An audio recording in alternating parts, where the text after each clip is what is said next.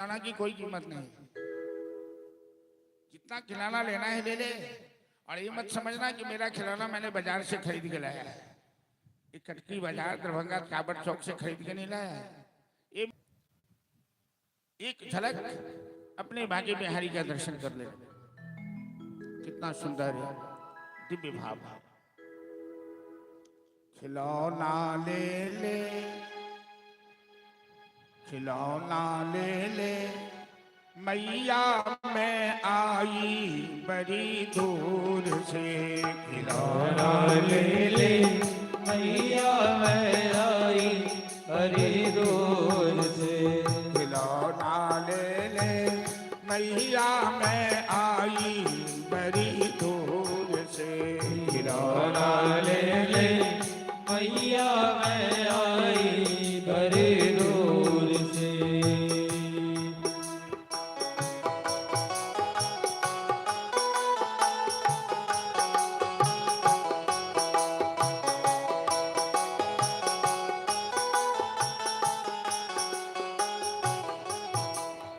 भांति भांति के सुहर खिलौना अपने हाथ बनाई।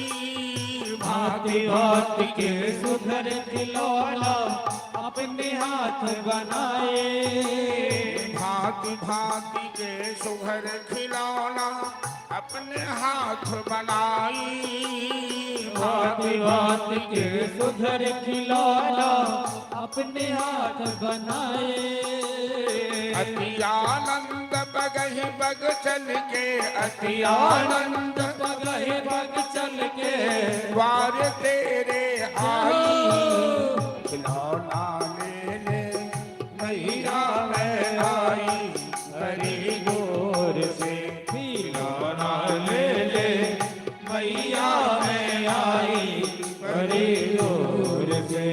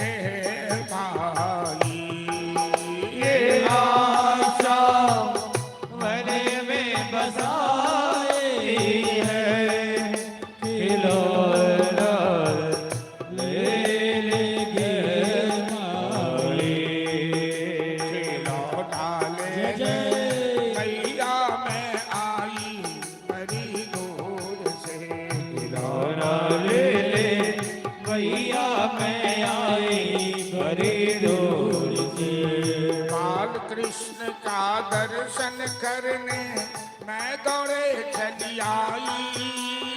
बाल कृष्ण का दर्शन करने मैं दौड़े चली आई। तेरे लला के दर्शन खातिर मैं दौड़े चली आई।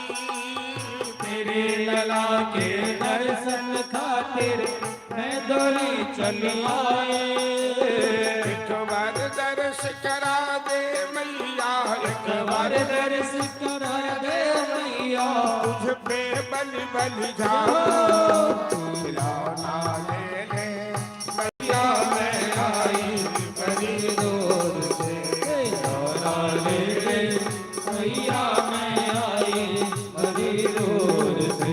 खिलौना ले ले, मैया मैं आई बड़ी दूर से। खिलौना ले ले, मैया मैं आई बड़ी दूर से।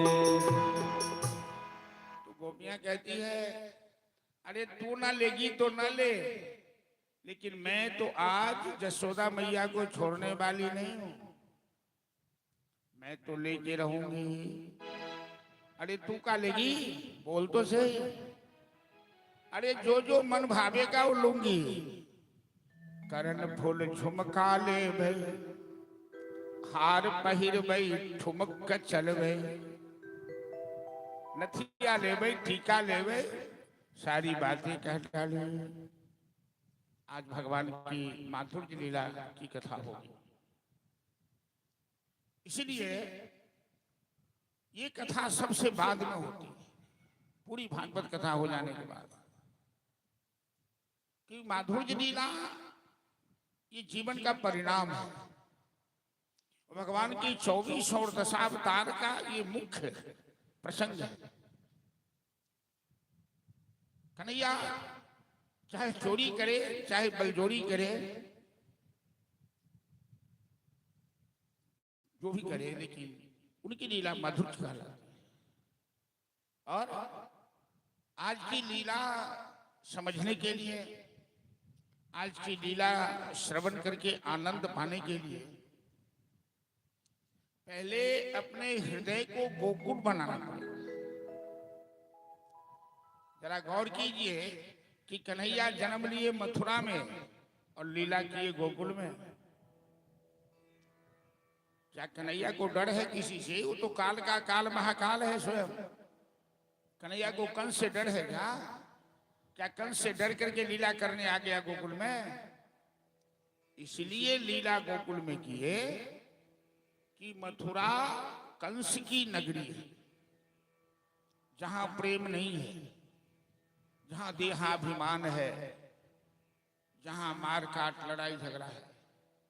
गोकुल नंद बाबा की नगरी है, जहां प्रेम है। कन्हैया अपनी लीला वहीं करता जहां प्रेम होता है। तो शरीर में हृदय को गोकुल माना गया। और गोकुल में रहने वाले जीव नंद जसोदा जो सबको आनंद दे, उनका नाम नंद है। और जिनमें कोई छल प्रपंच न हो, ऐसी बुद्धि जिसमें हो वो जसोदा कहलाती। तो जहां जसोदा जैसे लोग, जहां नंद बाबा जैसे लोग रहते हैं, कन्हैया वहीं आकर रमन करते हैं, लीला करते हैं। इसलिए आज की कथा समझने के लिए हमें अपने हृदय को गोकुल बनाना पड़ेगा। जो पुरुष हैं उनको नंद बनना पड़ेगा, और जो महिला हैं उन्हें जसोदा या गोपी भाव में आना पड़ेगा।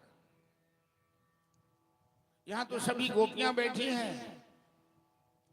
देखिए, विनीता जी अच्छा गाती है, कल अब गाने का मौका नहीं मिला, आज कसर निकाल लीजिए, भजन आपका शुरू होने वाला है, निकाल के रखिए। प्रसंग मालूम ही है, जैसा जो हो गाइए। तो ये गोपी भाव में आई है। क्या लेके आई है? देखिए, ये मटका लेके आई है। इतना छोटा मटका लाई कि कन्हैया यदि इस पर ढेला भी मारे तो लगेगा ही नहीं, मटका बच जाएगा, फूटेगा ही नहीं। गोपी भाव है। सभी गोपी रूप में बैठे हैं, तो अपने आप को गोपी या जसोदा ये भाव लाना पड़ेगा और नंद बनना पड़ेगा। तो आज की लीला समझ में आएगी। और आज भजन ज्यादा होगा ब्रज लीला के माध्यम से। माखन चोरी, चाहे गोचारण हो, सुंदर लीला। अब भोलेनाथ भी आने वाले हैं गोकुल में कन्हैया के दर्शन करने के लिए। वो 2 बार भोलेनाथ वृंदावन में आते हैं। एक बार गोकुल में आते हैं, एक बार वृंदावन में आते हैं। गोकुल में आते हैं छठियार से पहले, छठी से पहले, एकादशी के दिन आते हैं भोलेनाथ बालकृष्ण का दर्शन करने। और वृंदावन में आते हैं महाराष्ट्र के प्रसंग में, जो आज ये लास्ट कथा में हम लोग श्रवण करेंगे। तो चले फिर एक भजन हम लोग विनीता जी से श्रवण करते हैं।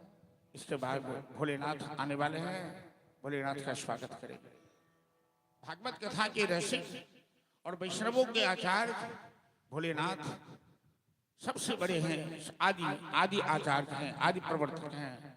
और शिव और राम में, शिव और कृष्ण में कोई फर्क नहीं होता, दोनों एक ही हैं। इस भाव से हम लोगों को स्मरण करना चाहिए। चलिए सुनाइए भाई। हेलो हेलो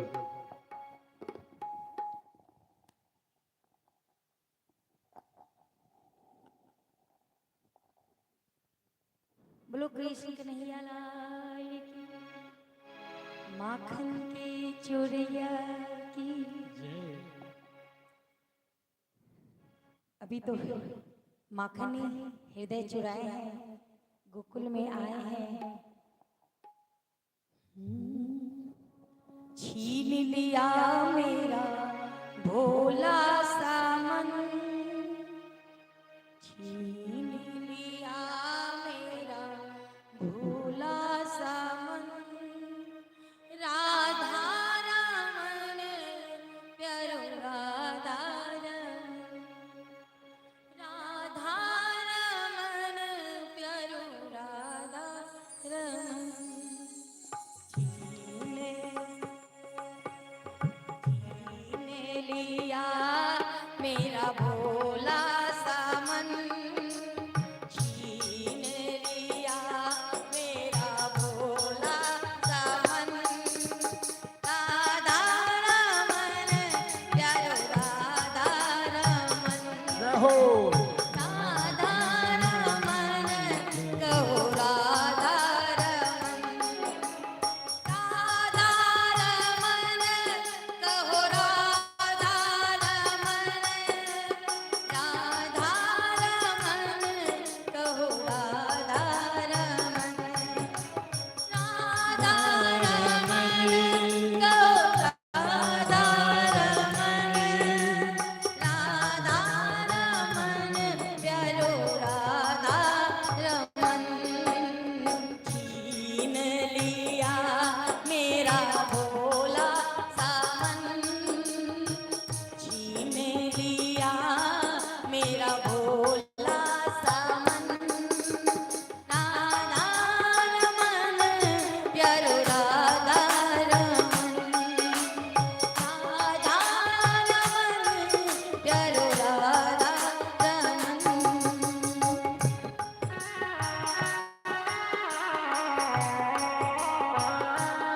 बोलो माखन की चोरिया की जय हो।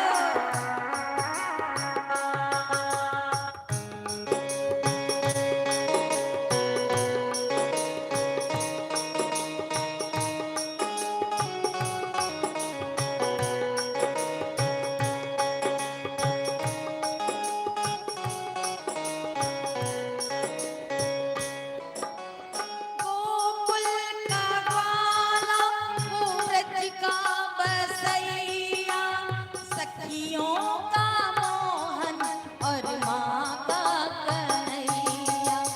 गोकुल का ग्वाला वो व्रज का बसैया, सखियों का मोहन और माँ का कन्हैया।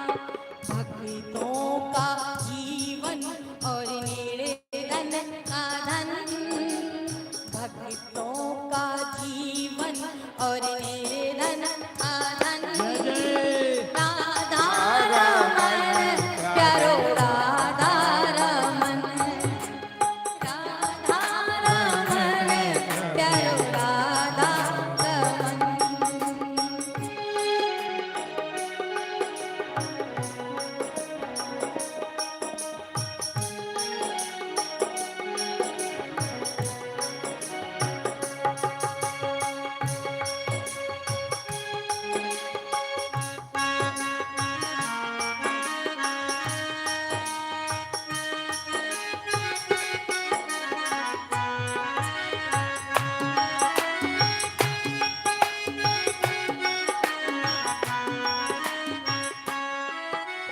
यमुना के जल में वो श्याम है खेले, लहरों में उछले और करत किनारे।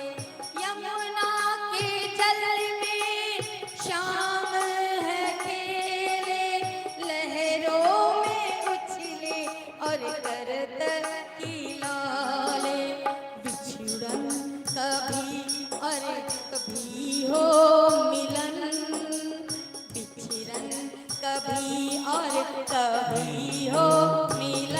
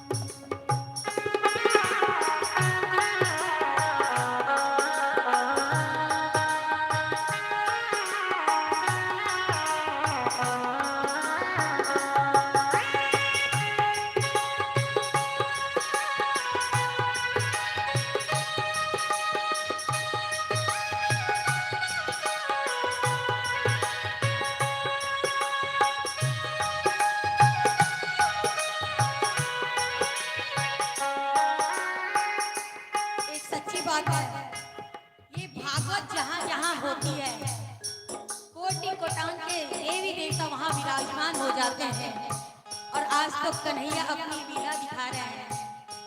हम माया में इतने उलझे हैं कि हमें वो दिखते ही नहीं है, लेकिन कुछ उनकी ऐसी करामात जो है हमें एहसास दिलाती है कि वो भागवत में विराजमान है और अपनी लीला दिखा रहे हैं। नहीं तो किसमें ये सामर्थ्य 4 घंटे बैठ के भागवत सुने, हम 10 मिनट किसी से कोई बात ढंग से नहीं कर सकते हैं। लेकिन ये कलयुग के कुछ ऐसे धर्म है जो हमें सिखाती है कि हमें प्रभु की बताई राह पे चलना चाहिए। और कन्हैया तो वो है, अपने अंदर देखो आंख बंद करके तो दिखता है और बाहर दिखे तो बाल गोपाल के वेशभूषा में वो घूमते हैं। जाकर के देखा तो मंदिर के अंदर, घट घट के अंदर वही श्याम सुंदर। जाकर के देखा तो मंदिर के अंदर, घट घट के अंदर प्यारे वो सुंदर। कुंडल हलन और तिरछी चलन, सुंदर हलन और तिरछी चलन। राधा रमन प्यारो राधा रमन, राधा रमन प्यारो राधा रमन। छीन लिया मेरा भोला सा मन। ये सिर्फ भजन नहीं है, हकीकत है ये।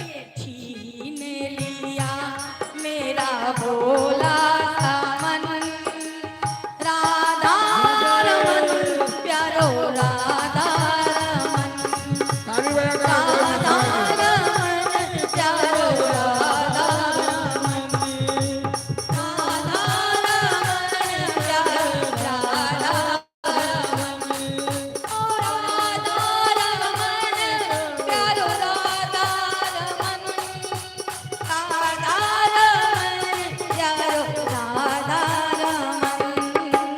छीन लिया मेरा भोला सा मन, छीन लिया मेरा भोला सा मन, छीन लिया मेरा भोला सा मन। राधा रमन प्यारो राधा। जय जय श्री राम।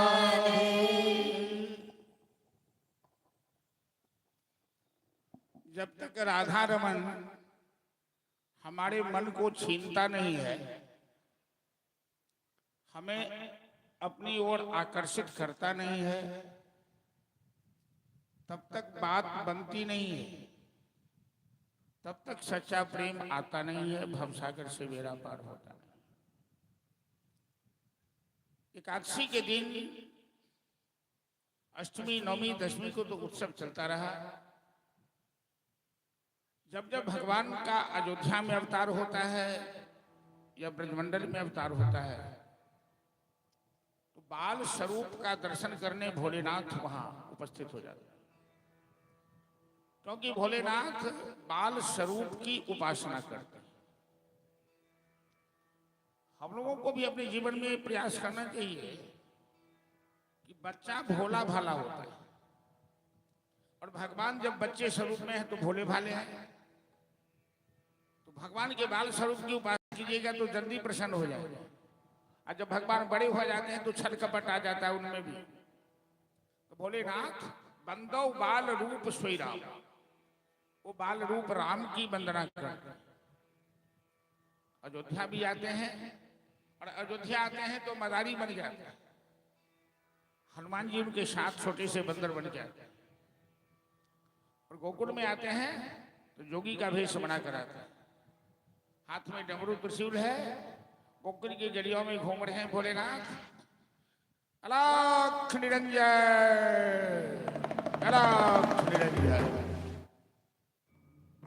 बच्चे लोग जोगी बाबा के पीछे पीछे नागा बाबा नागा बाबा नागा बाबा, और नागा बाबा नंद महल पर आकर अपना आसन जमा देते हैं।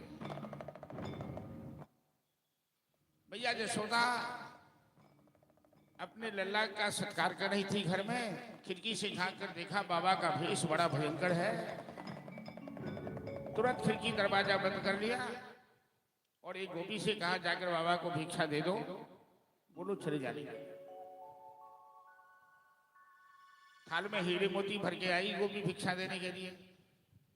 बाबा ये भिक्षा लीजिए और यहां से आगे बढ़िए। भोलेनाथ कहते हैं अरे मैं तुम्हें भिक्षा लेने वाला साधु दिखता हूं, मैं ये हीरे मोती सोने चांदी लेके क्या करूंगा? तो हम तो आए हैं बाल कृष्ण का दर्शन करने, हमें भिक्षा नहीं चाहिए।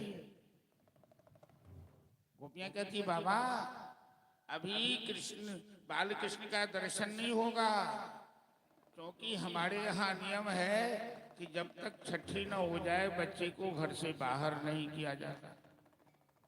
अभी कन्हैया घर से बाहर नहीं आएगा, जाओ बाद में आना, बाद में दर्शन कर लेना। जोगीराज कहते हैं अरे मैं इतनी दूर से आया हूं दर्शन करने, बिना दर्शन किए कैसे जाऊंगा? चलिए भजन के माध्यम से श्रवण कीजिए कि देखो रे एक बाला जोगी द्वार तिहारे आया है।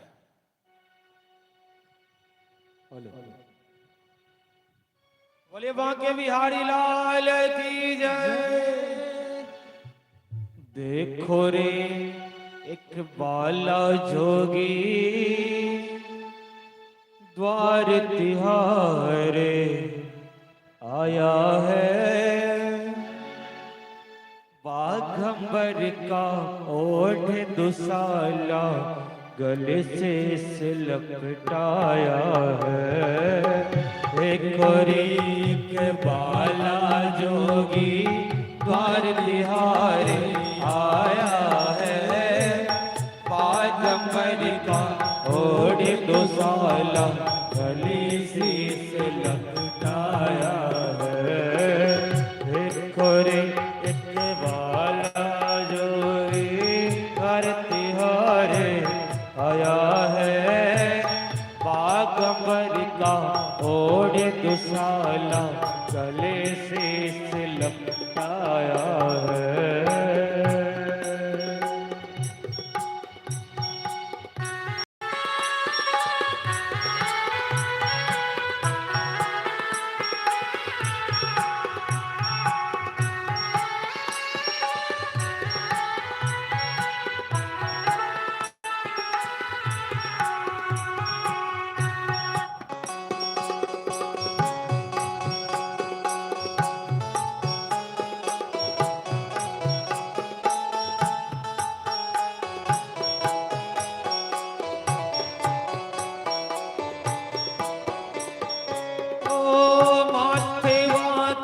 तिलक चंद्रमा योगी जटा बढ़ाया है। माथेवा के तिलक चंद्रमा योगी जटा बढ़ाया है। माथेवा के तिलक चंद्रमा योगी जटा बढ़ाया है। माथेवा के तिलक चंद्रमा योगी जटा बढ़ाया है। जा जोगी अपने आश्रम को कान्हा मेरो कराया है। बाघंबर का ओढ़ दुसाला गले से लपटाया है। देखो रे एक बाला जोगी द्वार तिहारे आया है। बाघंबर का ओढ़ दुसाला गले से लपटाया है।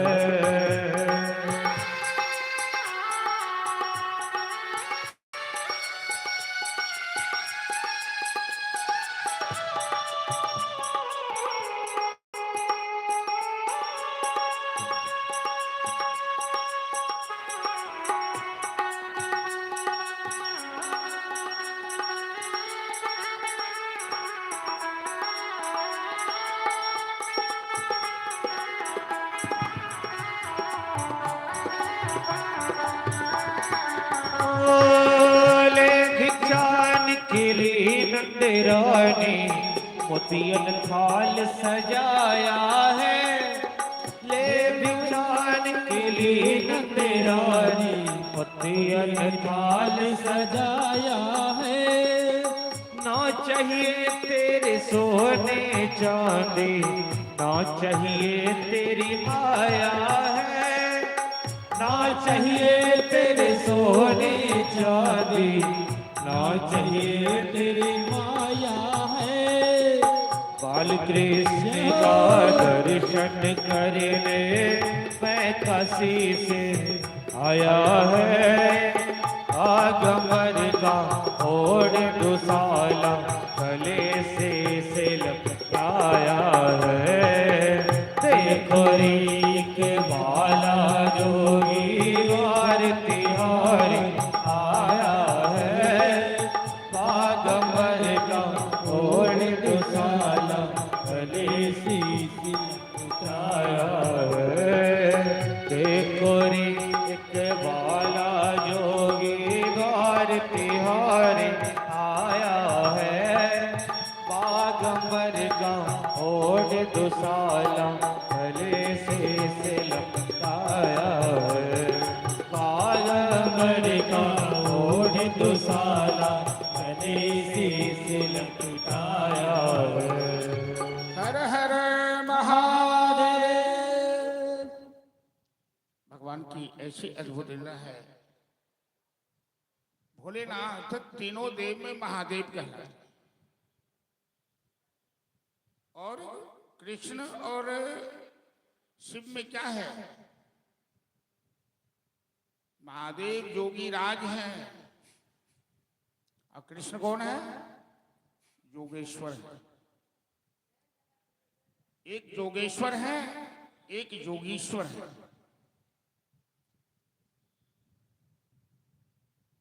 जो कामदेव को भी अपने तीसरे नेत्र से भस्म कर सकते हैं, जिनकी जटा से गंगा की धारा बह रही है। और वृंदावन की माधुर्य लीला ऐसी अद्भुत लीला है, भोलेनाथ अपने आप को रोक नहीं पाए। गोकुल आ गए नंद महल में, और ये गोपियां सब भगवान को कैद करके रखी है। इनके मन में ऐसा भाव है कि बाबा का भेष भयंकर है। बाबा के गले में लह लह करता हुआ बड़ा विषैला सांप है। बाबा के सामने बच्चे को लाएंगे, बच्चा डर जाएगा। बच्चा का डरना अच्छा नहीं होता है। बाबा कहता है मैं भिक्षा नहीं लूंगा, मैं तो बालकृष्ण का दर्शन करने आया हूं। यशोदा कहलाती है कि बोलो बाबा को, पीछे बाद में लौट कर आ जाएंगे, अभी हम बच्चे को बाहर नहीं ला सकते। बच्चे की नजर पड़ जाएगी, बाबा का भेष बड़ा भयंकर है।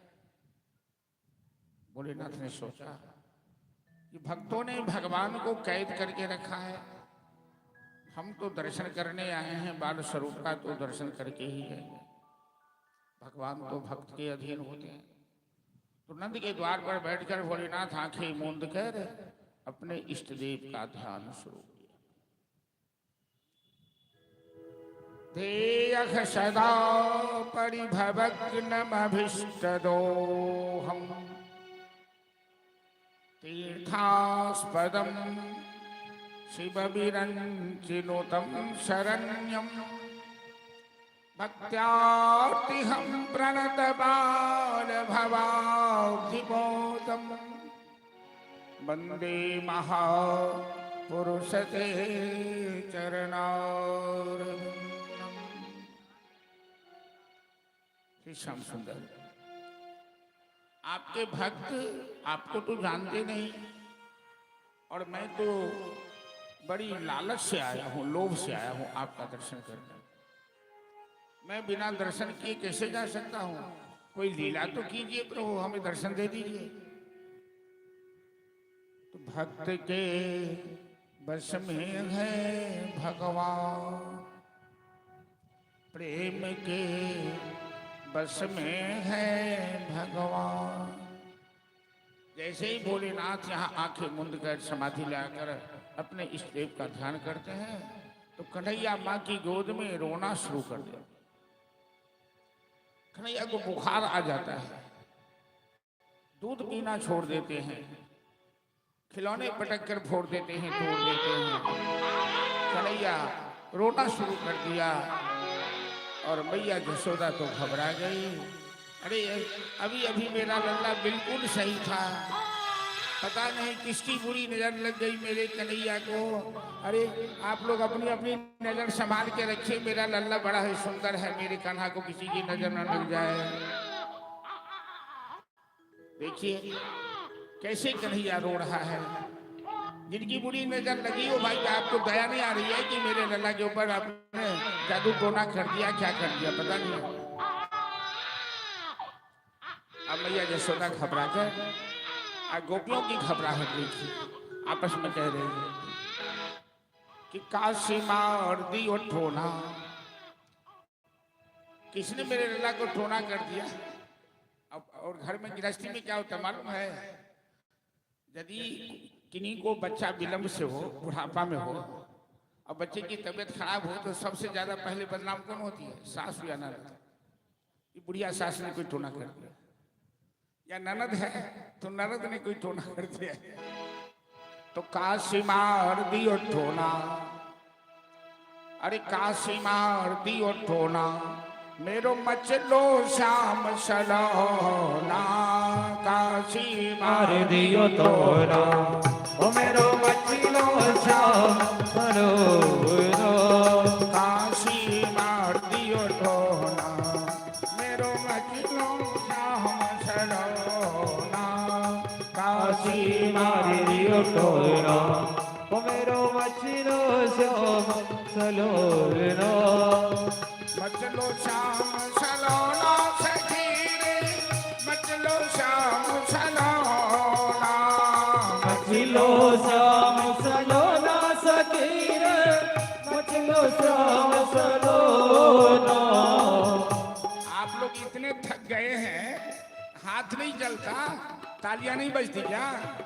मचलो श्याम सलोना सखी रे, मचलो श्याम सलोना। मचलो श्याम सलोना सखी रे, मचलो श्याम सलोना। काशी मार दियो टोना, मेरो मचलो श्याम सलोना। काशी मार दियो टोना, ओ मेरो मचलो श्याम सलोना। काशी मार दियो टोना। हेलो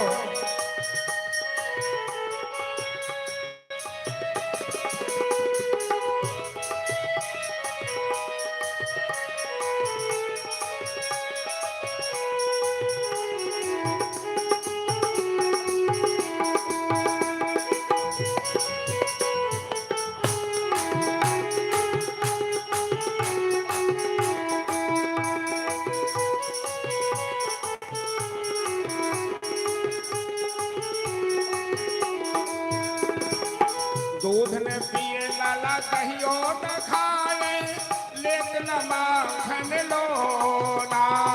दूध न पिए लाला दहियो न खावे, लेकिन माखन लोना। अरे मेरे लल्ला को क्या हो गया, कितना सुंदर मक्खन रखा हुआ है, लेकिन लल्ला लखन की ओर मुड़ के देखता नहीं है। दूध न पिए लाला कहियो न खावे, लेकिन माखन लोना। दूध न पिए लाला दहियो न खावे, लेकिन माखन लोना। रोई रोई उधम करे मेरो मारो, रोई रोई उधम करे मारो। छोड़ दियो सारे खिलौना। काशी मार दियो टोना, ओ मेरो मचलो श्याम सलोना। काशी मार दियो टोना।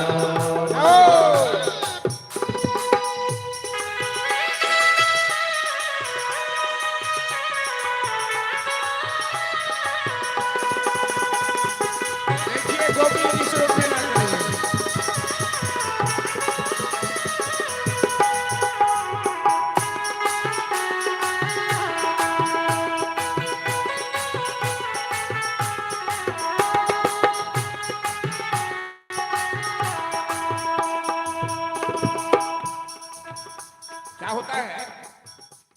सब जब बच्चों की सेवा करती है ना तो तेल उपटा लगाने के बाद यहाँ काला टीका कर देती है, जिसे कहते हैं नजर उतराए, डिठौना।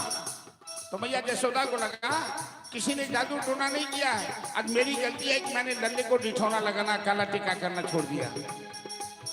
भूल गई नहीं दीन लाल के माथे बीच डिठौना, भूल गई नहीं दीन लाल के माथे बीच डिठौना।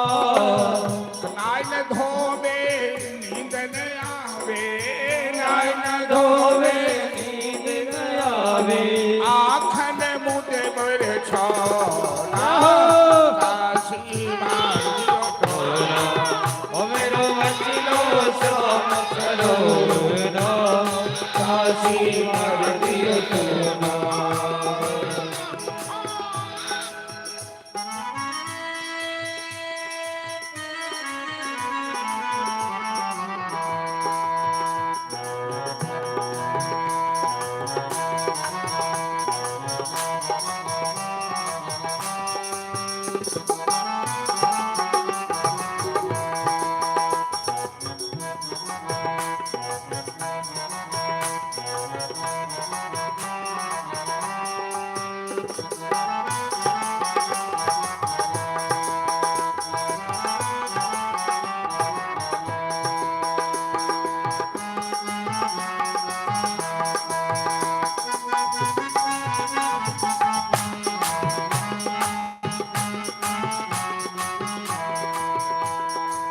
अब ललिता विशाखा सखी मैया जसोदा से कह रही है, मैया यदि लल्ला को किसी की बुरी नजर लग गई तो उसका एक तरीका है, राई नून लेकर उसका नौछावर कर दो, नजर उतराई। बोली ललिता और विशाखा मैया बात सुनो ना, बोले ललिता और विशाखा मैया बात सुनो ना। बोली ललिता और विशाखा जसोदा बात मानो ना, बोले ललिता और विशाखा मैया बात सुनो ना। राई नून खैरो नाला को, राई नून करो लाला को, कर दो कछो उठा, काशी मार दियो टोना। ओ मेरो मचलो श्याम सरोना, काशी मार दियो टोना। मेरो मचलो श्याम सरोना, काशी मार दियो टोना। अब ललिता विशाखा हाँ एक विनीता नाम की गोपी कहती है, मैया जसोदा मैंने आपको बार बार मना किया, इन गोपी की नजर अच्छी नहीं है, इनके साथ लल्ला को मत खेलने दो, मत नाचने दो। बोली ललिता और विशाखा बार बार बर जो लाला को गोपियन संग न छोना, बार बार घर जो लाला को गोपियन संग छोना। तो इन गोपी के संग मत नाचो, या गोपी की नजर बुरी है, या गोपी के नजर बुरी है, जाल दीन है को टोला, काशी मार दियो टोना। ओ मेरो मचलो श्याम सरोना, काशी मार दियो टोना। मेरो मछलो श्याम सलोना, ओ काशी मार दियो टोना। मेरो मचलो श्याम सरोना, अरे काशी मार दियो टोला। पंडित जी कहाँ गए? रायनून ला करके मेरे कलाकार सबको भी थोड़ा नोच दीजिए, इन लोगों को भी टोना खो गया लग गया। तो अब जसोदा घबरा गई, मेरे लल्ला को क्या हुआ। एक गोपी दौड़ के आ रही है, अरे मैया किसी सासू ननद पे शंका मती कर, ये बाबा जो बाहर बैठा है ना सारी खुराफात इस बाबा की है। आंखें बंद कर बाबा अपना ठोर पटपटा रहा है। एक गोपी जाकर कहती है, बाबा अरे तुमने कोई जादू टोना कर दिया लल्ला के ऊपर क्या? भोलेनाथ कहते हैं, क्या बात है अरे गोपी, तू मेरे ऊपर दोषारोपण कर रही है, क्या बात है? अरे लल्ला की तबीयत अभी बिल्कुल ठीक थी, अभी तबीयत खराब हो गई, बुखार आ गया, दूध नहीं पीता है, खिलौना तोड़ दिया, रोता है। ए गोपी, मैं कोई डांड जोकर नहीं हूं, मैं काशी का सिद्ध साधु हूं। और यदि तेरे लल्ला की तबीयत खराब हो गई तो मैं ठीक कर सकता हूं, ले आ मेरे पास। मरता क्या न करता। मैया यशोदा नौ चाह कर भी अपने लल्ला को लेकर आई बाहर बाबा के पास। कन्हैया तो नाटक कर रहे हैं, बाबा से मिलना चाहते हैं। अब बाबा कन्हैया से मिलना चाहते हैं, हरि और हर दोनों का मिलन होने वाला है। तो बाबा कहते हैं, नंद रानी लल्ला को मेरी गोद में दे दे। अरे बाबा, आपके गले में बड़ा सांप है, मैं लल्ला को कैसे दे दूं? अरे मत डर, ये सांप पालतू है, ये किसी को छूता उता नहीं है। यशोदा ने कन्हैया बाबा की गोद में दी। बाबा ने कहा, तुम सभी अपनी आंखें बंद कर लो 2 मिनट के लिए, जब तक मैं लल्ला का उपचार कर लेता हूं। भोली भाली गोपियां सब अपनी अपनी आंखें बंद की और भोलेनाथ अपनी जटा से गंगा जल निकाले, कन्हैया का चरण धोया, चरणामृत पान किया, कन्हैया को गले से लगाया और उनकी पीठ सहलाते हुए यशोदा से कहने लगे, नंद रानी तूने कौन सी तपस्या की है? तेरा लल्ला तो बड़ा ही अद्भुत है। बाबा ने, कन्हैया ने आंखें मारकर इशारा किया, बाबा अरे दर्शन तो दे दिया, अब भाषण क्यों करने लगे? अब यहाँ से चलो, अब मुझे लीला करने दो। मेरी माँ को मत बता देना कि मैं भगवान हूँ, वरना मेरी माँ मुझे बेटा नहीं समझकर, लल्ला नहीं समझकर भगवान मान लेगी तो सारी लीला गड़बड़ हो जाएगी। भोलेनाथ कन्हैया यशोदा की गोद में वापस करते हुए अलख निरंजन अंतर ध्यान। द्वादशी एकादशी के दिन भोलेनाथ आए थे और द्वादशी के दिन नंद बाबा चले गए मथुरा कंस को कर चुकाने के लिए। गाय पालता है ब्रजवासी सब, लेकिन दूध दही मक्खन खाता है राक्षस मथुरा का। रंगदारी टैक्स होता है कंस सबसे। कंस के पास कर चुकाया नंद बाबा। कंस कहता है, नंद जी इतना उपहार तो, आवाज साफ नहीं है, साफ है, इतना उपहार तो आप कभी नहीं लाते थे। तो नंद बाबा कहते हैं कि मेरे घर लल्ला का जन्म हुआ है बुढ़ापा में, मैं खुशी से कुछ ज्यादा ही लेकर आया। तो कंस भी कन्हैया को आशीर्वाद देता है कि जुग जुग जिए आपका लल्ला। कंस को मालूम नहीं कि नंद का लल्ला मेरा कल्ला तोड़ने वाला है कुछ दिन बाद। जुग जुग जिए आपका लल्ला। नंद बाबा वहां से अपने मित्र वसुदेव जी से मिलने चले गए कारागार। वसुदेव जी कैसे चरित्रवान है। कहते, नंद जी आप यहाँ क्या करने आए? अरे आपके गोकुल में उत्पात होने वाला है, दुर्घटना होने वाली है, मेरे माए अंग फड़क रहे हैं, उत्पात होगा गोकुल में, दुर्घटना होगी नंद के बेटा के ऊपर। आज वसुदेव जी का बायां अंग फड़क रहा है, क्योंकि कन्हैया तो वसुदेव जी के ही पुत्र हैं। नंद बाबा मानते हैं कि वसुदेव जी की बात कभी गलत नहीं होती। वो सीधे रास्ते में कुछ खिलौना खरीद लिए, वहां से वापस आए। और जब विंध्यवासिनी भगवती ने कंस को सावधान किया कि तेरा काल तो कहीं जन्म लेकर लीला कर, तो कंस ने पूतना को बुलाया। बकासुर की बहन है पूतना। ये पूतना कौन है मालूम है? जब बाबर भगवान बलि के दरबार में गए तो राजा बलि की बेटी का नाम था रत्नमाला। और राजा बलि की बेटी ने देखा वामन भगवान को बच्चे रूप में बड़ा सुंदर, उसे लगा कि मेरा बेटा ऐसा ही सुंदर होता। तो भगवान ने कहा चलो तेरा बेटा ऐसा ही होगा।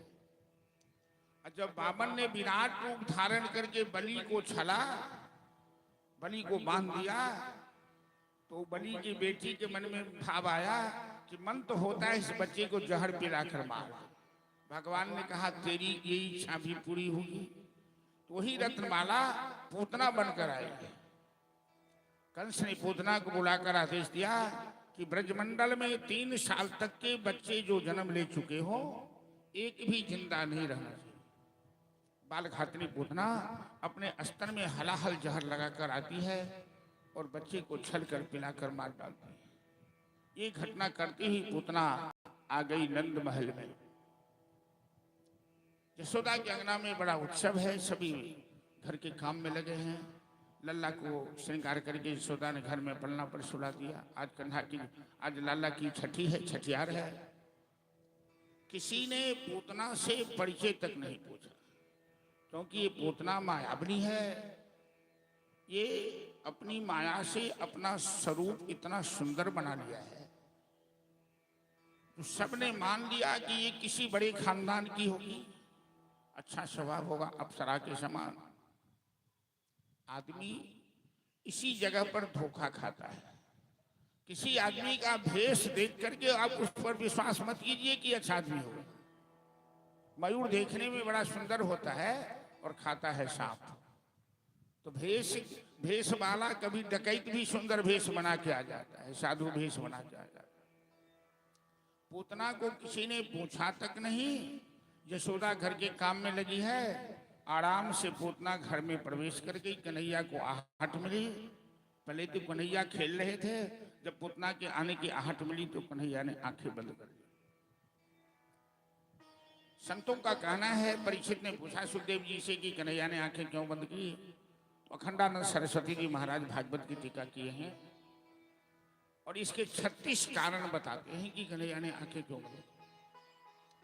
कन्हैया ने आंखें बंद की कि मैं तो रामावतार में जिंदगी में कष्ट उठाया, तो कृष्णावतार में आया माखन मिश्री खाने गोकुल में, अभी तो माँ का दूध भी नहीं पिया, ये राक्षसी जहर पिलाने आ गई। तो आंखें बंद कर कन्हैया भोलेनाथ का ध्यान करें, आपको जहर पीने की आदत है, आइए आप पूतना के अंदर जो जहर है पीजिएगा, मैं उसका दूध पीऊंगा। कुछ विद्वान कहते हैं कि भगवान तो सर्वशक्तिमान है, जहर भी पी सकते हैं, दूध भी पी सकते हैं। वो आंखें बंद कर बैकुंठ के कर्मचारियों से बात कर रहे हैं। कर्मचारियों से बात कर रहे हैं कि मैं पूतना को बैकुंठ भेज रहा हूं और यशोदा के लिए जो स्थान है वो स्थान पूतना को दे देना। उनके कर्मचारीगण विरोध कर रहे हैं, नहीं नहीं ऐसा नहीं होगा। यशोदा मैया आपको माँ का प्यार देगी, आपका श्रृंगार करेगी, आपको माखन मिश्री खिलाएगी, और जो पूतना आपको जहर पिलाने आई है उसको आप यशोदा का स्थान कैसे दे सकते हैं, ये तो भेद हो जाएगा। इस तरह से आंखें मूंद कर कन्हैया क्या सोच रहे हैं, कन्हैया।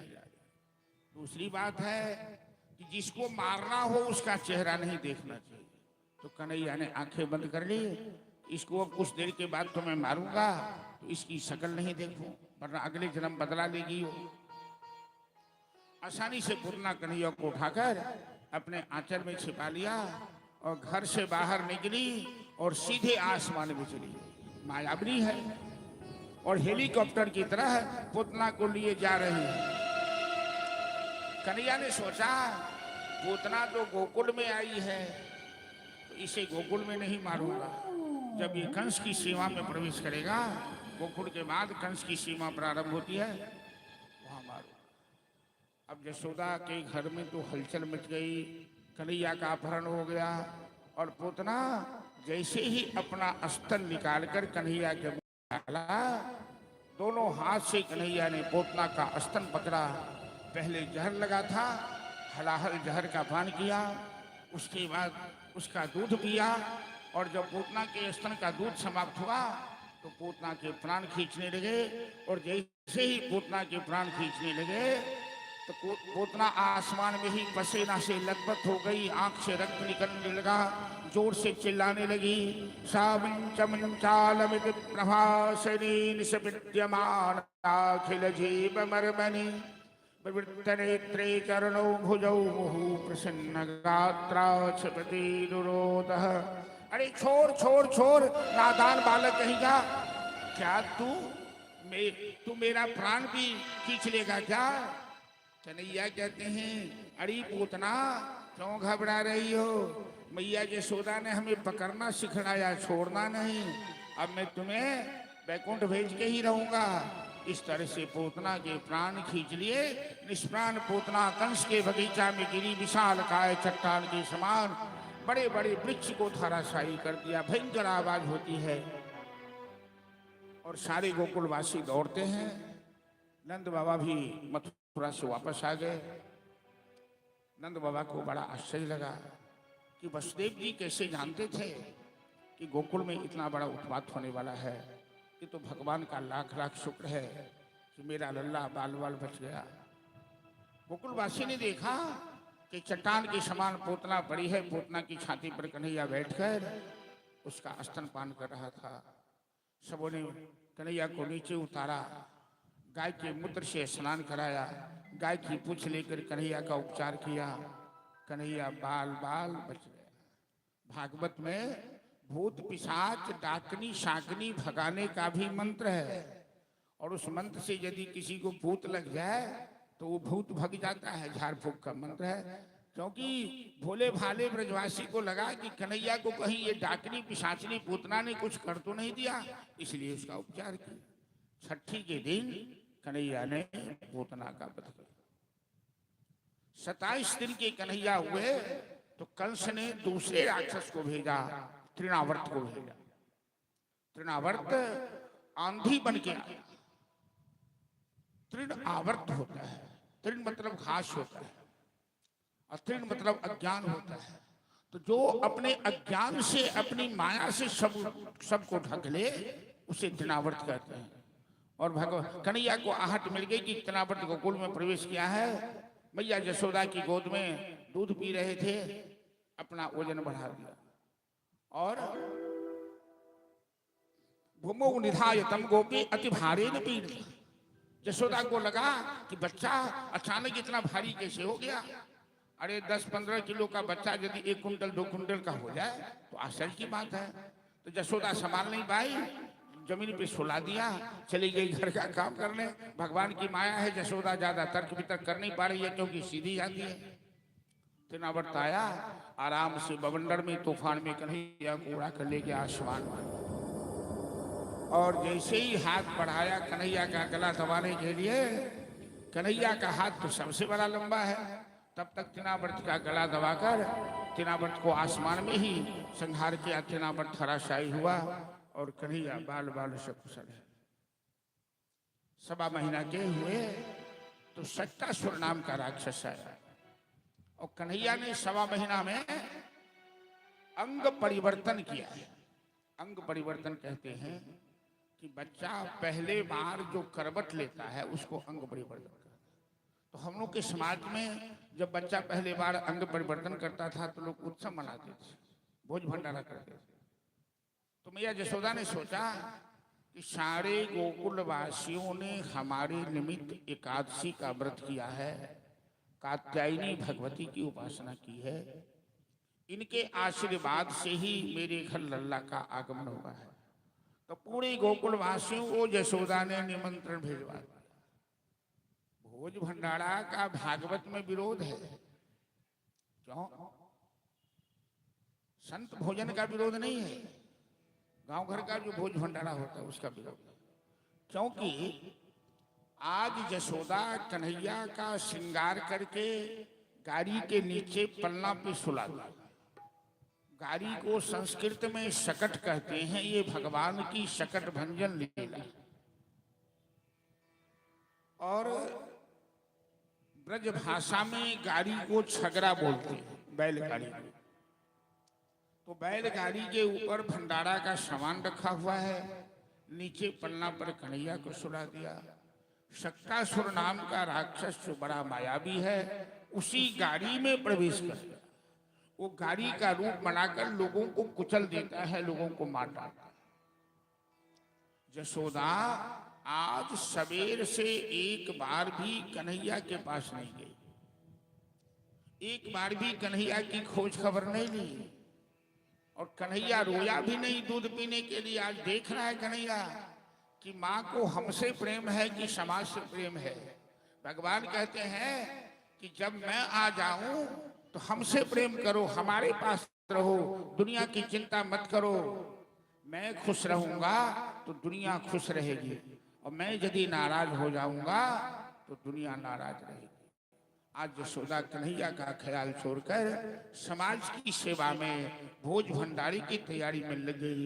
शक्टासुर उस गाड़ी में प्रवेश किया। कन्हैया ने आंखें बंद की, और जैसे ही गाड़ी लुढ़कने लगी को कुचलने के लिए, उन्होंने एक बार अपनी दोनों पांव को उछाला, दोनों लात उछाली, और गाड़ी में ऐसी लात खींचकर मारी, गाड़ी जाके दूर गिरी, गाड़ी के टुकड़े टुकड़े हो गए, और शक्टासुर ने दांत मारे। बड़ी आवाज हुई, सभी लोग दौड़े, सब पूछने लगे गाड़ी को किसने तोड़ा। तो बच्चों ने कहा कन्हैया ने तोड़ा है, लात उछाल कर शक्टासुर को भी कन्हैया ने मारा। अब भोज भंडारी का सारा सामान नुकसान कर दिया, तितर बितर कर दिया। कन्हैया नाराज हो गए, मैया जब मैं नहीं आया था तो तुम मेरे याद में रोती थी, अब मैं आ गया तो दुनिया की चिंता कर रही हो हमें छोड़कर। बच्चे को देखिएगा, मनोवैज्ञानिक एक साइकोलॉजी है कि बच्चा माँ से अलग नहीं रहना चाहता, और माँ की गोद में ज्यादा आनंद महसूस करता है। हर बच्चा चाहता है कि माँ हमेशा हमारे पास रहे।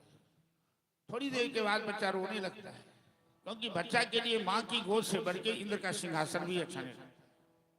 आज यशोदा ने कन्हैया को गोद में लिया ही नहीं, तो कन्हैया ने कहा तेरा भंडारा अभी मैं दिखाता हूँ, सारा भंडारा को नुकसान कर दिया। यशोदा समझ गई देखिए कि कन्हैया ने ये नाटक क्यों किया है। अब मैं कान पकड़ती हूँ, जो मैं कभी भोज भंडारे का प्रोग्राम बनाऊंगी, अपने लल्ला को छोड़कर मैं कहीं नहीं जाऊंगी। आज तो शक्टासुर मेरे लल्ला को मार देता, मेरा लल्ला तो बाल बाल बच गया। 1.25 महीना में शक्टासुर का संहार, 27 दिन में इतना व्रत का संहार, छठी के दिन पूतना का वध। गजब की बांसुरी बजती थी वृंदावन कन्हैया की, करे तारीफ मुरली की अब मुरलीधर कन्हैया। जहां न काम होते बरछे तीर कमानों से, विजय नटवर की होती थी केवल मुरली की तानों से। तो अब कन्हैया का नामकरण संस्कार के लिए कौन आए? गर्गाचार्य जी। वसुदेव जी वंश के कुल पुरोहित हैं गर्गाचार्य, बड़ी ज्ञानी हैं और बड़ी वैष्णव हैं गर्गाचार्य। तो ब्रजम जगाम नंदस्य वसुदेवी ने चोदित, वसुदेव से प्रेरित होकर गर्गाचार्य आए गोकुल में, और नंद बाबा ने आग्रह किया बाबा आप तो बड़ी ज्ञानी हैं, मेरी लला का नामकरण कर दीजिए। और नामकरण में मैं कोई भोज भंडारा नहीं करूंगा, एकदम चुपके नामकरण करूंगा, क्योंकि मेरे लल्ला के पीछे कंस हाथ धोकर पड़ा हुआ है, और मैं खानो खान किसी को मालूम नहीं होने दूंगा कि आज मेरे घर में क्या हो रहा है। तो गर्गाचार्य नामकरण करने लगे। रोहिणी और यशोदा, बलराम की माता है रोहिणी और कन्हैया की माता यशोदा, दोनों ने गर्गाचार्य की परीक्षा ली। बच्चे का जब नामकरण होता है तो मां की गोद में बच्चे को ही का नामकरण किया जाता है। रोहिणी ने कन्हैया को ले लिया गोद में, और यशोदा ने बलराम को ले लिया गोद में। गर्गाचार्य आंखें मूंद कर देखे, ये तो गड़बड़ लग रहा है, ये उल्टा पुल्टा हो रहा है।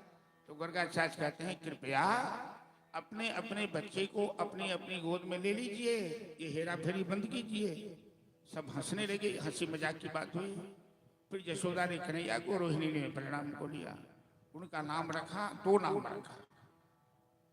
बलराम जी शेषावतार, सारे ब्रह्मांड को मस्तक पर उठा रखे हैं, एक नाम उनका रखा बलराम, बलाद आधिक्य बलराम, कितना बल है इनमें ये कोई नहीं कह सकता। तो बलराम नाम रखा। और शंकर सनात, ये बालक ऐसा है, एक जन्म में 2 माँ के गर्भ में गया है। एक जन्म में एक बच्चा एक ही माँ के गर्भ में आता है, एक ही माँ के गर्भ से जन्म लेता है। बलराम जी 7 महीना रहे देवकी के और 3 महीना रोहिणी के गर्भ में। योग माया ने हेरा फेरी की, तो 2 माँ के, एक माँ के गर्भ से संकर्षित करके योग माया ने दूसरी माँ के गर्भ में स्थापित किया। इसलिए गर्गाचार्य ने इनका एक नाम रखा संकर्षण। छोटे लल्ला का नाम कृष्ण रखा। ब्रह्म वैवर्त पुराण में कृष्ण शब्द की बड़ी लंबी व्याख्या है। त्रिभुवाचक शब्द नश्य निवृत्तिवाचक तयोरेकम परम ब्रह्म कृष्ण इति अभिधि। कृष्ण शब्द का अर्थ क्या होता है? एक तो अर्थ होता है काला, जो श्याम वर्ण हो उसे लोग कृष्ण कहते हैं। तो कन्हैया तो श्याम वर्ण है, लेकिन श्याम वर्ण है इसीलिए इनका नाम कृष्ण है, ऐसी बात नहीं। क्री शब्द का मतलब होता है पृथ्वी, भू सत्तायाम धातु है व्याकरण की दृष्टि से। पृथ्वी शब्द से क्या मतलब है? पृथ्वी आधार शक्ति का नाम है। पृथ्वी सबका आधार है। इसी तरह कन्हैया सबका आधार है। पृथ्वी में आकर्षण है, गुरुत्वाकर्षण। ढेला ऊपर फेंकिए तो नीचे गिरता है ना, क्योंकि पृथ्वी में गुरुत्वाकर्षण है। इसी तरह कन्हैया में आकर्षण है, वो सबका आधार है, वो सबको आकर्षित करता है। और जो कन्हैया में आकर्षित हो जाता वो संसार से आत्यांतिक निवृत्ति प्राप्त कर, नश्य निवृत्तिवाच तयोर एकम परम ब्रह्म कृष्ण इति अभिधीति। अर्थात स्पष्ट अर्थ ऐसा समझिए कि कृष्ण सबका आधार है, कृष्ण सबको आकर्षित कर लेता है। और जो कृष्ण के प्रति आकर्षित हो गया वो पुनः संसार में, गुजरात में सूरत है, और सूरत से एक पत्रिका निकलती है, पत्रिका का नाम है प्रणामी, प्रणामी पत्रिका। उस पत्रिका में हम वृंदावन में थे तो कई हमारे लेख सब छपते थे उस समय। उस पत्रिका के मुख्य पृष्ठ पर लिखा रहता है कि कृष्णो प्रणामी न पुनर्भवाय। जो सही दिल से कृष्ण को प्रणाम करता है वो पुनः संसार में नहीं आता है। अर्थात कृष्ण से जिसने प्रेम कर लिया, कृष्ण के प्रति जो आकर्षित हो गया वो पुनः संसार में नहीं आता, उसकी आत्यांतिक निवृत्ति हो जाती है। इसलिए गर्गाचार्य ने छोटे लल्ला का नाम रखा कृष्ण। यशोदा ने आग्रह किया, बाबा आज आपने मेरे लल्ला का नामकरण किया है, आपको भोजन तो करना ही पड़ेगा। गर्गाचार्य कहते हैं मैं तो वैष्णव हूँ और अपने हाथ से बनाकर ही पाता हूँ, मैं जहाँ तहाँ भोजन नहीं करता। तो यशोदा मैया कहती है आप अपने हाथ से बना लीजिए, मैं सारा इंतजाम कर देती हूँ। तो गर्गाचार्य यशोदा का प्रेम देखकर जमुना स्नान करने के घड़ा में पानी लाए, और ब्रजवासियों को खीर बहुत पसंद है तो खीर प्रसाद बनाया। कन्हैया घुटने के बल पर अंगना में चल रहे हैं।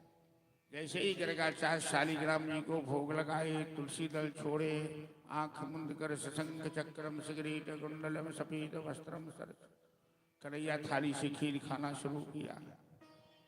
और तोतली बोली बोलते हुए कहते हैं बाबा आंखें मत खोलो, तेरे ठाकुर जी भोग लगा रहे हैं। ठाकुर को भोग लगाते हैं तो पट बंद करते हैं ना, और पट खोलते हैं तो ताली पाली बजाते हैं कि भगवान पा रहे हैं, एकांत में पा रहे हैं। तो आंखें मत खोलना, तेरे ठाकुर जी पा रहे हैं। एक मंत्र को 12 आवृत्ति बोलो। जब गर्गाचार्य आंखें खोले तो आधी थाली खीर चट कर गए। अरे नंदरानी नंदरानी देख, तेरा लल्ला कैसा नटखट है, मेरे भगवान को, मेरे ठाकुर को भोग नहीं लगने दिया, ये तो झूठा कर दिया। यशोदा कहती है बाबा मेरा लल्ला कुछ ज्यादा ही नटखट है, एक बार और प्रसाद बना लीजिए, भूखे मत जाइए।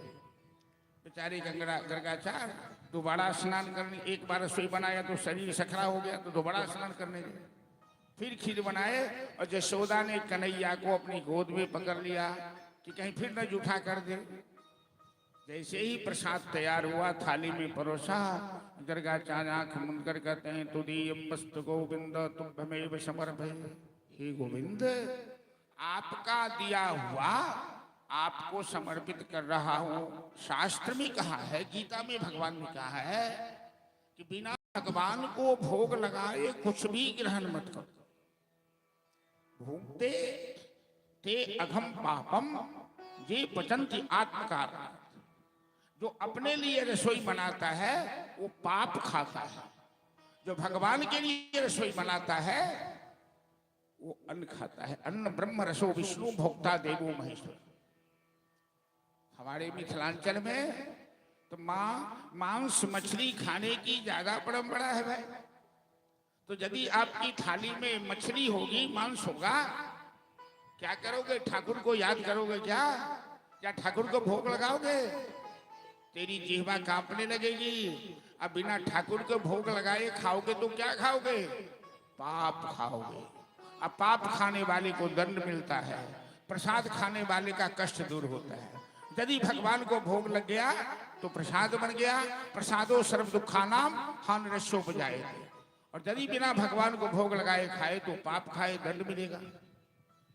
निर्णय तो हम लोगों को करना है कि हम पाप खाएं या प्रसाद खाएं। अब कन्हैया ने सोचा कि बाबा तो फिर हमें बुलाएंगे, और बाबा तो बड़े निर्मल संत हैं, संत बुलाते तो भगवान को आना ही पड़ता है। तो जोग माया का ध्यान किया, यशोदा को नींद आ गई। कन्हैया फिर आधी थाली खीर चट कर दिया। गर्गाचार्य की आंख खुली। अब गर्गाचार्य थोड़ा नाराज हो गए। नंद रानी, अब मैं तेरे घर भोजन नहीं करूंगा। एक लल्ला को तू संभाल नहीं सकती। फिर मेरे ठाकुर जी का प्रसाद जूठा कर दिया। यशोदा मैया नाराज होकर दौड़ी और कस के कन्हैया का कान पकड़ा। जरा सोचिए भक्तों, जो भगवान समस्त चराचर को कान पकड़ के उठ बैठ कर आते हैं, आज यशोदा उस भगवान मेरा अपराध क्या है? यशोदा कहते तू बाबा को परेशान कर दिया, दो बार बाबा के प्रसाद को जूठा कर दिया। कन्हैया कहते हैं मैया, बाबा ने हमें बुलाया है इसीलिए तो मैंने जूठा किया। मैं बिना बुलाए कहीं भी नहीं जाता हूं। यशोदा कहती है बाबा आपने मेरे लल्ला को बुलाया क्या? अब गर्गाचार्य किस बुद्धि चक्कर में पड़ गई। अरे ना रे ना, मैं क्यों तेरे लल्ला को बुलाऊं? मैं तो अपने ठाकुर को बुला रहा था। कन्हैया कहते हैं बाबा आंखें खोलो, मैं ही तेरा ठाकुर हूं, मैं कोई दूसरा नहीं हूं।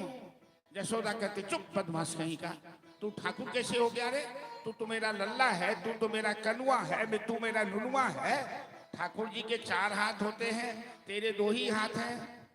कन्हैया कहते हैं मैया यदि तेरी इच्छा हो तो मैं 4 हाथ वाला बन के दिखाऊं अभी।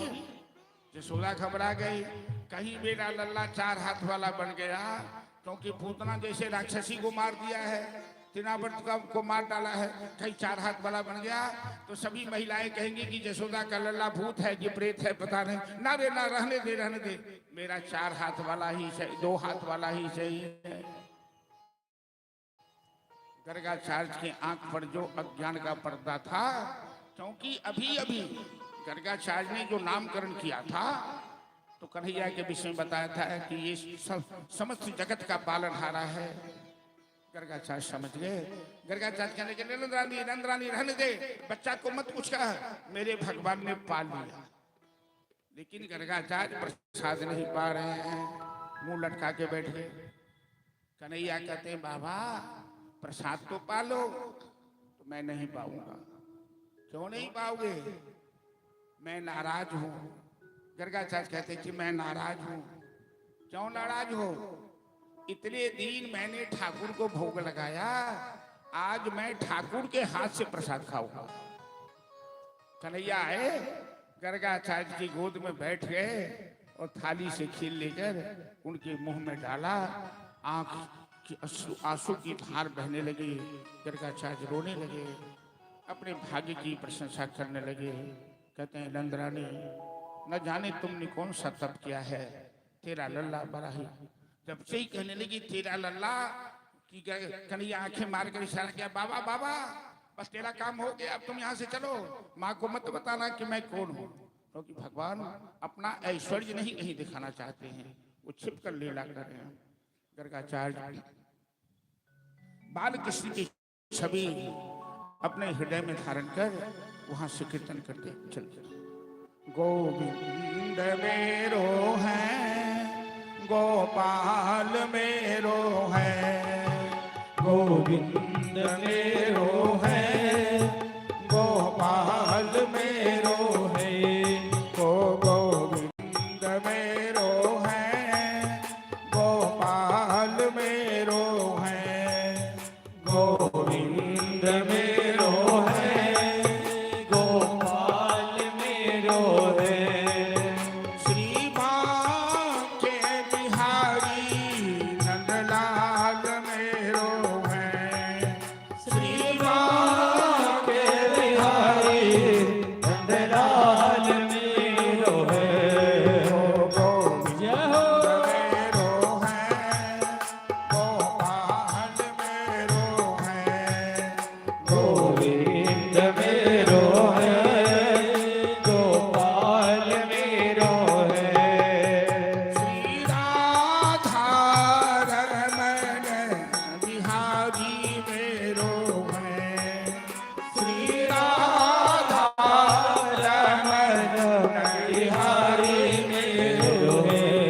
ओ गोविंद जय जय मेरो है, गोपाल मेरो है, गोविंद मेरो है, गोपाल मेरो ओ गोविंद मेरो है, गोपाल मेरो है, गोविंद मेरो है, गोपाल मेरो है। जय जय श्री राम। राधे। कभी अपने दिल में ये भाव आता है कि गोविंद मेरो है, गोपाल मेरो है, ये बेटा मेरा है, ये बेटी मेरी है, ये दुनिया की महल अटारी मेरी है।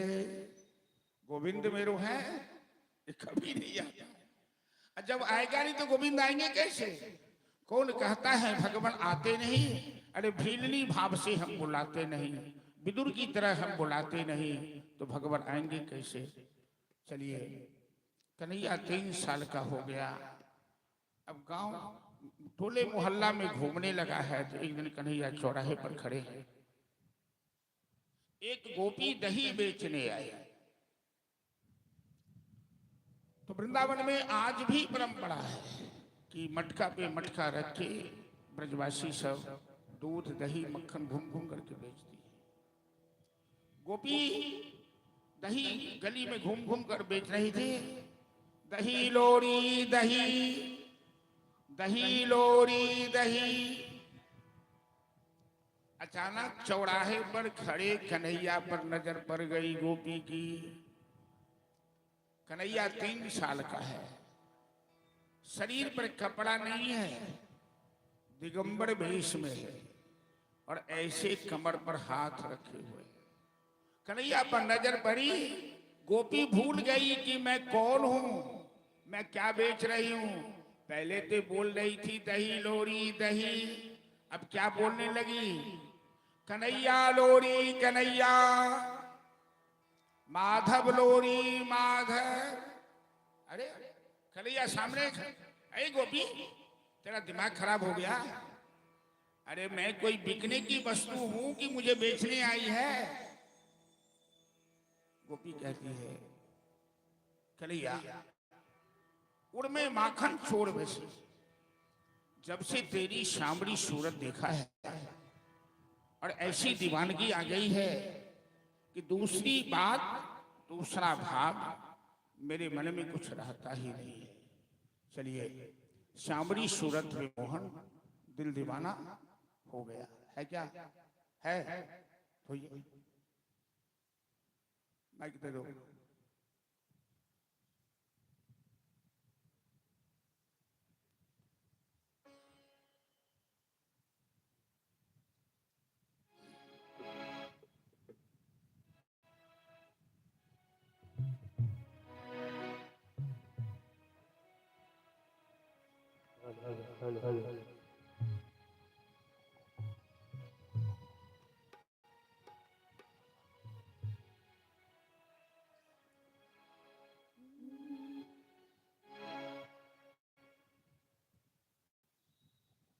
दिल दीवाना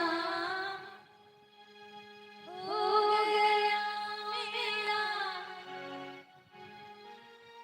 दिल दीवाना हो गया, दिल दीवाना हो गया मेरा, दिल दीवाना हो गया। सांवरी सांवरी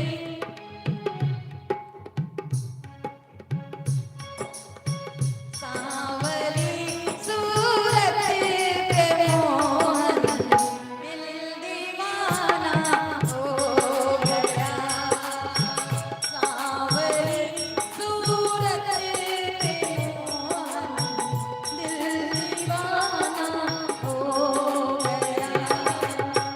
दिल दीवाना हो गया मेरा, दिल दीवाना हो गया, दिल दीवाना हो गया मेरा, दिल दीवाना हो गया। सांवरी सांवरी सूरत पे मोहन दिल दीवाना हो गया। सूरती के मोहन दिल दीवाना हो गया।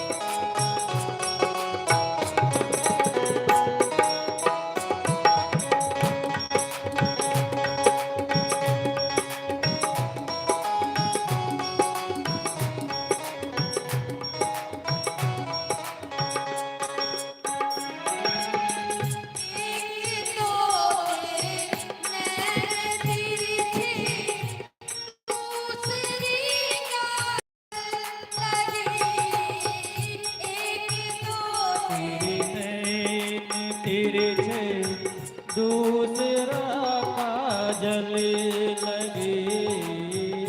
एक तो तेरे नैन तिरछे, दूसरा काजल लगा, तीसरा जय हो। तीसरा नजरे मिलाना दिल दीवाना हो गया।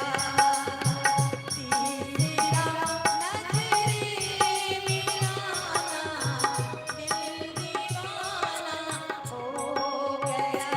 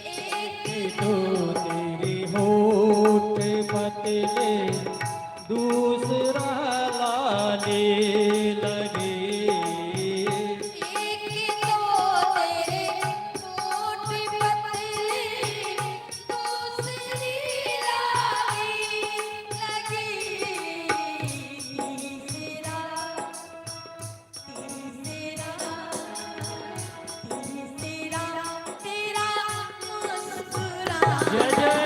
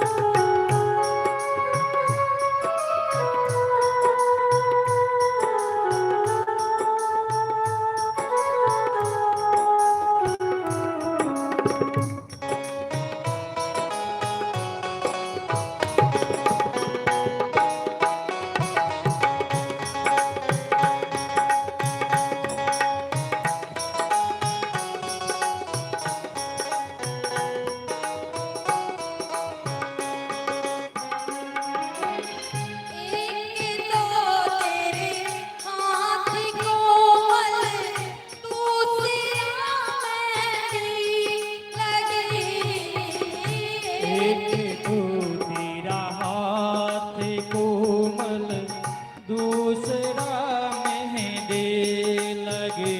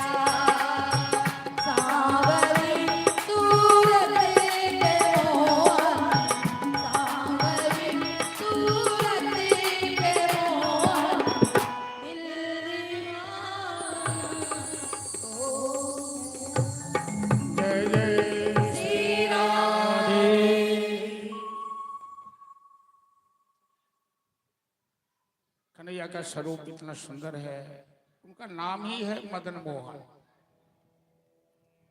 मदन मतलब कामदेव, जो तीनों लोक में सबसे ज्यादा सुंदर, और जो कामदेव को भी मोहित कर ले उनका नाम मदन मोहन। अब जरा देखिए, ये गोपी दही बेच रही थी तो कहने लगी कन्हैया लोरी कन्हैया। कन्हैया ने पूछा कि तू दही के बदले मुझे बेचने आई? तो गोपी कहती है कन्हैया, तेरी शामली सूरत पर मेरा दिल इस तरह से दीवाना हो गया है कि मैं अपना होशो हवास खो बैठी। तो कन्हैया तो बड़ी शरारती है, कहता अच्छा इतना प्रेम करती है तो चलो थोड़ा सा दही खिला दे। प्रेम के जगत में झगड़ने का भी कुछ आनंद आता है। प्रेम का झगड़ा, एक झगड़ा होता है शत्रुता से, एक झगड़ा प्रेम से। तो प्रेम के झगड़ा में आनंद आता है। गोपियां कहती है कि तेरे पास पैसा है? कन्हैया कहते हैं कि तुम देख रही है कि मेरे शरीर पर कपड़ा भी नहीं है तो पैसा कहां से आएगा? पहले बार मांगा है, थोड़ा सा मंगनी नहीं खिला सकती क्या? गोपी कहती बेशर्म कहीं का, मंगनी तुझे मांगने में शर्म नहीं आ रही है क्या? तेरे बाबा को लाख की लाख गाय है, दूध दही की कमी नहीं, हमसे मंगनी में दही मांग रही है? तू जानता है कि मैं गरीब आदमी हूं, यही दही बेचकर अपना परिवार चलाता हूं। कन्हैया कहता है गोपी तू दही हमें चुपचाप दे दे। अच्छा, एक तो मंगनी में मांगो और ऊपर से जबरदस्ती सीना जोड़ी, नहीं दूंगी तो नहीं दोगी तो आगे बढ़ के देख, तो तेरे बाप के राज में बसी हूं क्या? आगे बढ़ के देख, मैं जा रही हूं, क्या कर लेगा? कर ले जो करना है। अच्छा, कन्हैया ने एक पत्थर उठाया, गोपी के मटका में लगाया निशाना, मटका फूट गया, गोपी दही से शराब हो गई। अब कन्हैया क्या किया, दौड़ के अपने घर में आके छिपके सो गया जाकर। मैया यशोदा से कहता मैया ये गोपी आ रही है ना, उसकी नजर अच्छी नहीं है, मुझे उसके सामने मत बुलाना, मैं सो रहा हूं। गोपी पीछे से आई, अरे नंदरानी देख तेरा ललाल मेरा क्या हाल कर दिया। यशोदा ने देखा, अरे कन्हैया तू कह रहा था कि गोपी की नजर अच्छी नहीं है, शरारती कहीं का तूने इसका मटका फोड़ा, अपनी गलती छिपाने के लिए तुम इसको बोल रही है कि इसका नजर ठीक नहीं है। अरे मैया मैंने मटका क्यों फोड़ा तुमने पूछा हमसे? अरे पूछ रही हो ना, बता ना मटका क्यों फोड़ा? तो इससे पूछ। उससे क्यों पूछूंगी, तुमसे पूछ रही हूं, तू बोल मटका क्यों फोड़ा? अरे ये बेईमान है, ये 10 दिन का पुराना सड़ा हुआ दही बेच रही है, मोहल्ले के बच्चे गरीब हैं, खाएंगे बीमार पड़ जाएंगे, इलाज के लिए पैसे नहीं होगा, इसीलिए मैंने इसका मटका फोड़ा। अब यशोदा उल्टे गोपी को डांट लगा दी, इस मोहल्ले में सड़ा हुआ दही मत बेचा करना वरना जुर्माना कर दूंगी। आप बताइए, जिस गरीब गोपी की एक मटका दही ही पूजी जिससे परिवार चला था, उसके साथ ऐसी शरारत किया कन्हैया ने, मटका फोड़ दिया, दही बर्बाद कर दिया। गार्जियन के पास शिकायत लेके गई तो गार्जियन भी उल्टे उसी को डांट सुनाई। इसके बाद उस गोपी के ऊपर क्या होना चाहिए? अरे यदि उसका बस चले तो वो हर कसर निकाल लेगी, दुश्मनी करेगी, मुकदमा करेगी, पंचायत करेगी। क्या इस गोपी ने ऐसा कुछ किया क्या? कुछ नहीं किया। यही है कन्हैया की लीला में और साधारण लीला में अंतर। आज विश्व में कृष्णा की लीला पर में रिसर्च चल रहा है, अनुसंधान चल रहा है।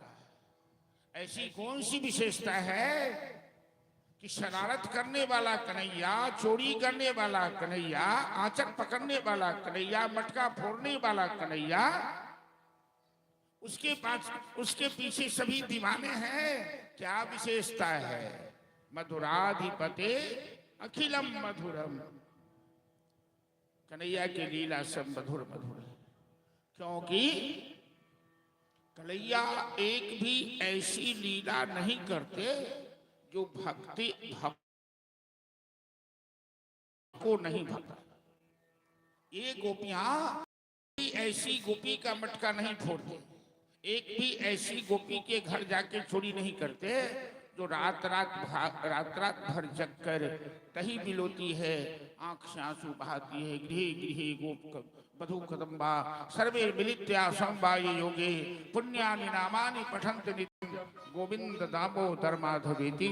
इस तरह से गोपियां आंसू बहाकर रात भर रोती है, कन्हैया मेरे घर नहीं आओगे, मेरे घर माखन चोरी नहीं करोगे, मेरे हाथ का मक्खन नहीं खाओगे, मैं ऐसी अभागन हूं। दुनिया का लोग चोरी करे, चोर कन्हैया चोरी करते हैं तो लोग क्या कहते हैं, बोल माखन चोर कन्हैया की जय। दुनिया के लोग यदि रणभूमि में पीठ दिखा दे, रणभूमि छोड़ के भाग जाए, लोग कहता है कायर कहीं का, पानी में डूब के मर जा।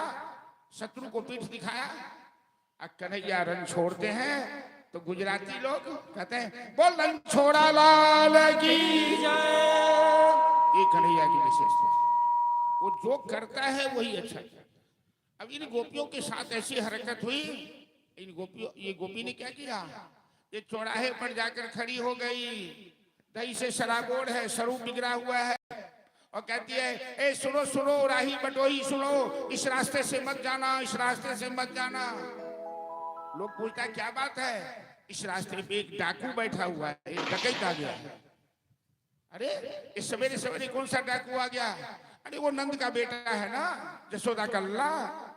इतना बड़ा क्रिमिनल तो देखा नहीं, डाकू तो छुरा दिखाता है, रिवॉल्वर दिखाता है, इसके हाथ में कुछ नहीं। मायात पंथा बतभी मरत्या दिगंबर गोपी तमाल नील विन्यस्त हस्ते बिलितम बिंबे धूतः समाकर्षक चित्तवृत्तम।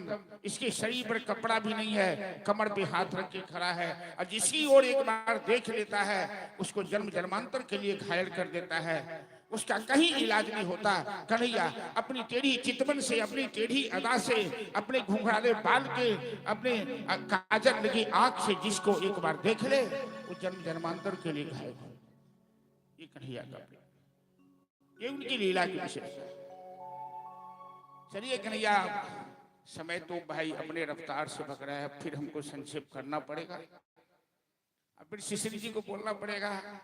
जो विमल बाबू बोले थे परसों, बोले कि लगता है ब्याह जी ऐसे बोले तो राम कथा करानी पड़ेगी। अब भागवत कथा तो हो ही रही है, भागवत कथा भी तो लंबी है, ये 5 दिन 7 दिन में भागवती कथा कहीं पूरी होती है, माँ तो औपचारिकता का निर्वाह होता है। तो कन्हैया गाय चराने जा रहे हैं, 4 साल के हो गए, अब ग्वाल बाल कन्हैया को गिरा रहे हैं कि कन्हैया अरे तू काला कैसे हो गया, भैया जसोदा गोरी है, नंद बाबा गोरे हैं, तू काला। बलराम जी कहते हैं हाँ देखो ना, ये इसीलिए काला है कि जसोदा का अपना बेटा नहीं है, भैया जसोदा ने इसे बाजार से खरीद के लाई। कन्हैया कहता माँ मैं तेरा बेटा नहीं हूं क्या, जसोदा तो जान रही है कि अपना मेरा बेटा नहीं है तो देवकी का पुत्र है, लेकिन जसोदा इस बात को स्पष्ट नहीं करना चाहती है, कहीं कन्हैया चला गया तो मैं जी नहीं सकूंगी, इतना प्रेम करती है जसोदा। लल्ला किसने कहा तुमसे, अरे बलदाऊ ने, और बलदाऊ के साथ साथ ग्वाल बाल भी अपनी रोटी सेक रहा है, इसके साथ में सब मुझे चिढ़ाता है, कहता है तू काला कैसे। जसोदा कहती है लल्ला तुम जानता है कि बलदाऊ बचपन से ही शैतान है, बदमाश है, उसकी बात पर विश्वास मत करना, तू मेरा बेटा है, मैं तेरी माँ हूं, आज बलदाऊ को बांध कर मारोगी।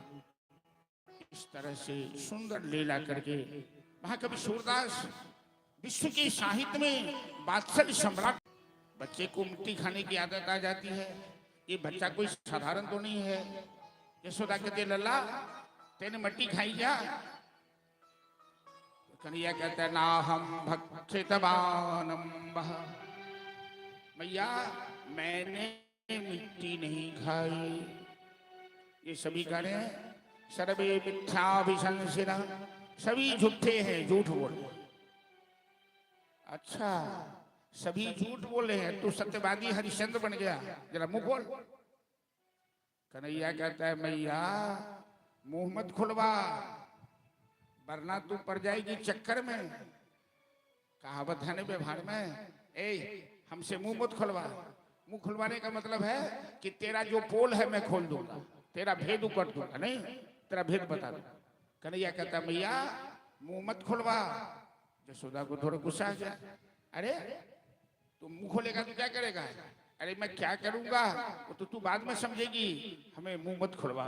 चलिए बड़ा सुंदर भाव है। तेरे लाला ने माटी खाई। राहुल जी हेलो, समाधि में है क्या? तेरे लाला ने माटी खाई, यशोदा सुन। बोले बांके बिहारी लाल की जय। भक्तराज आशुतोष जी हमारे पुत्र के समान और शिष्य के समान है, और 40 किलोमीटर के रेंज में जो कथा होती है शीतलहर में भी ये पहुंच जाते हैं। इनको बोले थे जो श्रीमती जी को लाइएगा, जो जरा श्याम चंदा है श्यामा चकोरी, बड़ा सुंदर भजन है राम जी के यहाँ। ये लोग बड़ा सुंदर भजन, ये लोग हमारे गांव में जाके भी दुर्गा पूजा में सुंदर भजन गाए थे। पूरे गांव के लोग अभी तक याद कर रहे हैं, लेकिन शायद उनकी तबीयत खराब है, नहीं आई है। कल लास्ट है कथा का, देखते हैं। और सब जगह ये पहुंचते हैं कथा में, और भागवत मंच का कलाकारों का सब जगह स्वागत करते हैं। आशुतोष जी को परिचय देने की जरूरत नहीं है, आपके नगर के, आपके पड़ोसी और अग्रवाल परिवार से ये भी जुड़े हुए सब जा रही हैं। क्या बात है, अपना जल्दी चलिए। तेरे लाला ने माटी खाई, यशोदा सुन माई। तेरे लाला ने माटी खाई, यशोदा सुन माई। तेरे लाला ने माटी खाई, यशोदा सुन माई। सुन माई जरा सुन माई, सुन माई जरा सुन माई। ओ तेरे लाला ने, तेरे लाला ने माटी खाई, यशोदा सुन माई। तेरे लाला ने माटी खाई, यशोदा सुन माई।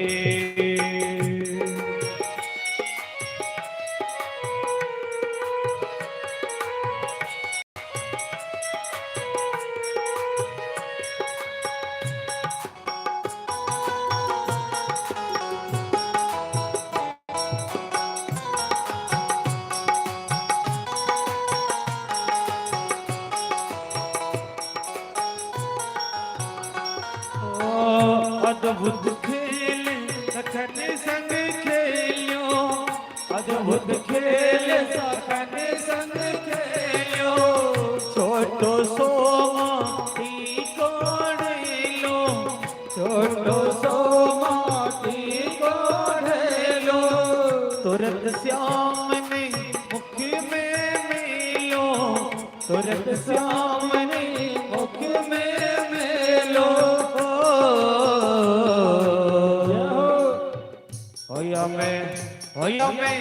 होया में गटक गटक गटकाई, यशोदा सुन माई। होया में गटक गटक गटकाई, यशोदा सुन माई। तेरे लाला ने माटी खाई, यशोदा सुन माई। तेरे लाला ने माटी खाई, यशोदा सुन माई।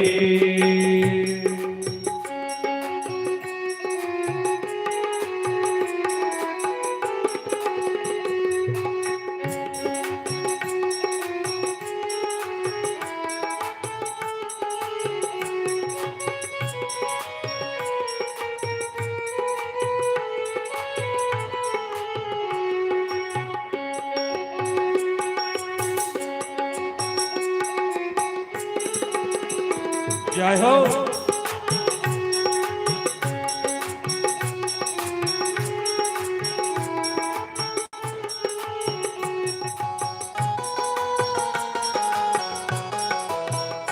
हरि बोल।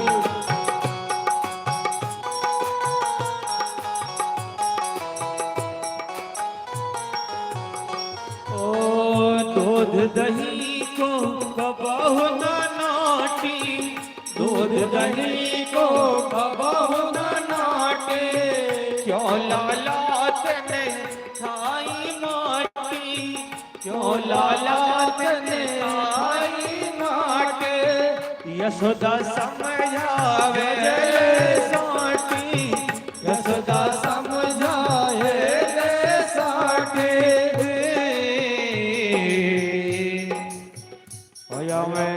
होया मैंने के दया नहीं आई, यशोदा सुनवाई। होया मैंने के दया नहीं आई, यशोदा सुनवाई। तेरे लाला ने माटी खाई, यशोदा सुनवाई। तेरे लाला ने माटी खाई, यशोदा सुनवाई।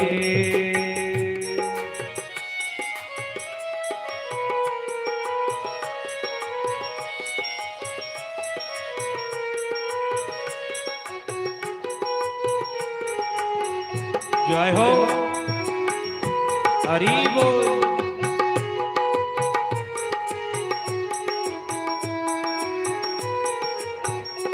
मोहन को मुखरो भरवायो, मोहन को मुखरो भरवायो। तीनों लोकियों में दर्शन पायो, तीन लोकियों में दर्शन पायो।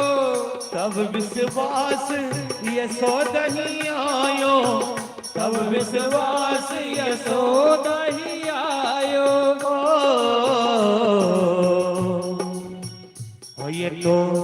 ये तो पूरन ब्रह्म कन्हाई, यशोदा सुनवाई। ये तो पूरन ब्रह्म कन्हाई, यशोदा सुनवाई। तेरे लाला ने माटी खाई, यशोदा सुनवाई। तेरे लाला ने माटी खाई, यशोदा सुनवाई। तेरे लाला ने माटी खाई, यशोदा सुनवाई। तेरे लाला ने माटी खाई, यशोदा सुनवाई। जय जय श्री राम। ये कन्हैया की मृद भक्षण लीला संतों का कहना है कि कन्हैया ने मिट्टी क्यों खाई।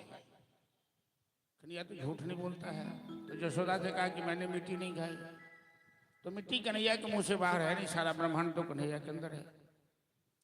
और यशोदा ने छड़ी लेकर दिखाया मुंह खोल, तो कन्हैया ने मुंह खोला, सारा ब्रह्मांड कन्हैया के अंदर दिखाई दिया। यशोदा मूर्छित हो गई। अपनी माया से बुद्धि मोहित कर कन्हैया ने कहा, मैया तू समझ नहीं पाई कि मैंने मिट्टी क्यों खाई।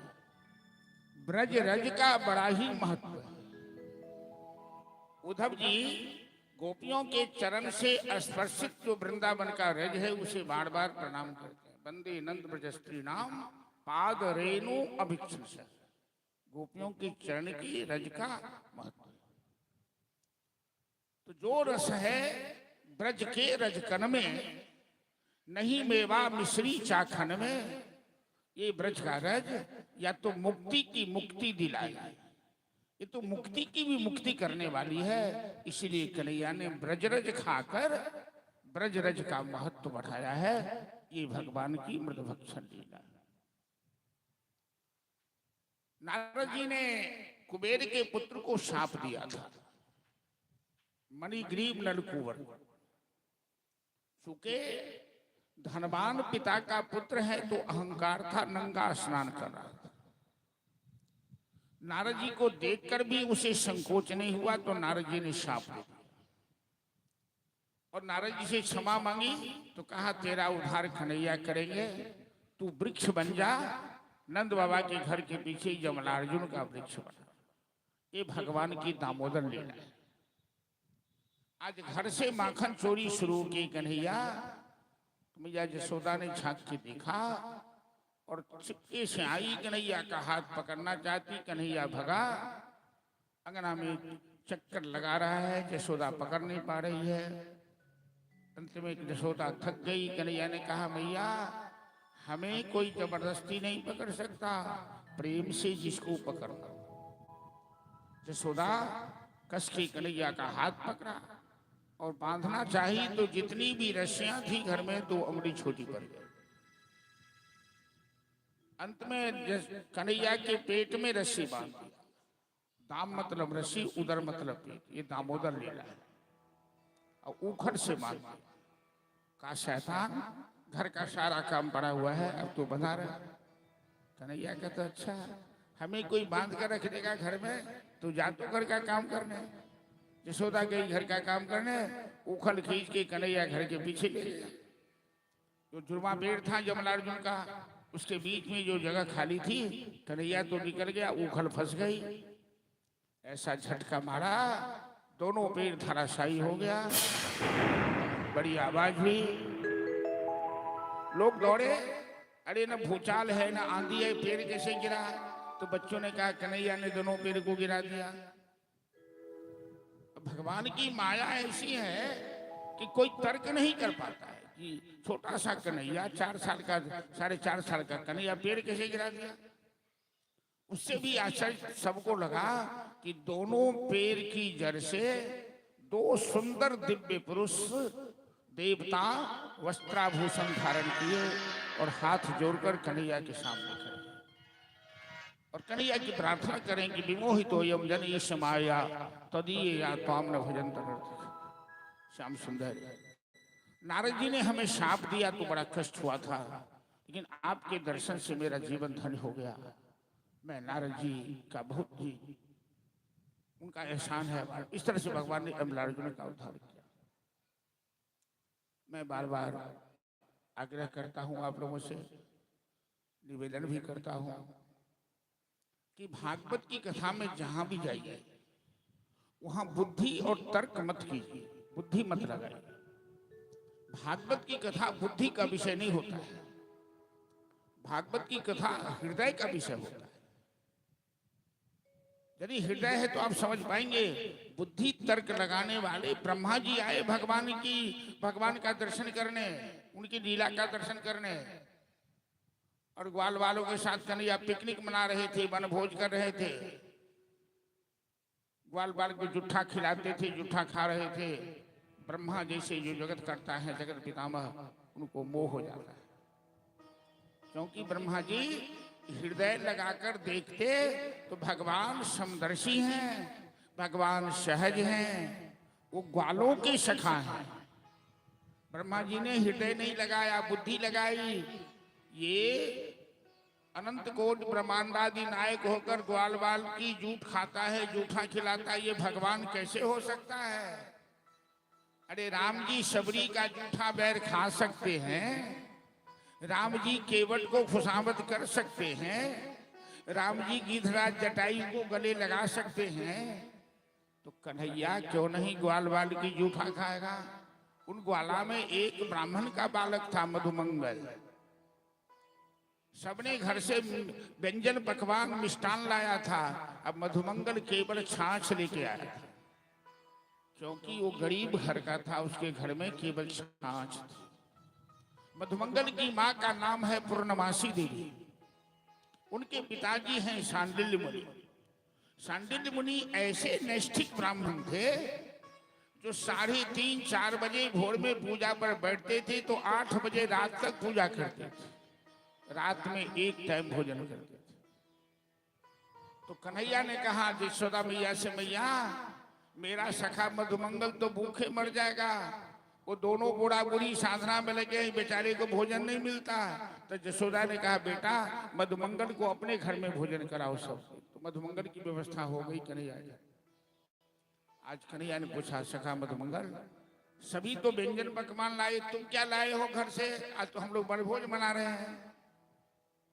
वनभोज मतलब 1 जनवरी को जो राज मैदान में वनभोज बनता है वो नहीं, क्योंकि राज मैदान में दुकान में दारू नहीं मिलती, मुर्गा की दुकान में मुर्गा नहीं मिलता, ऐसा वनभोज नहीं, अपवित्र वनभोज है।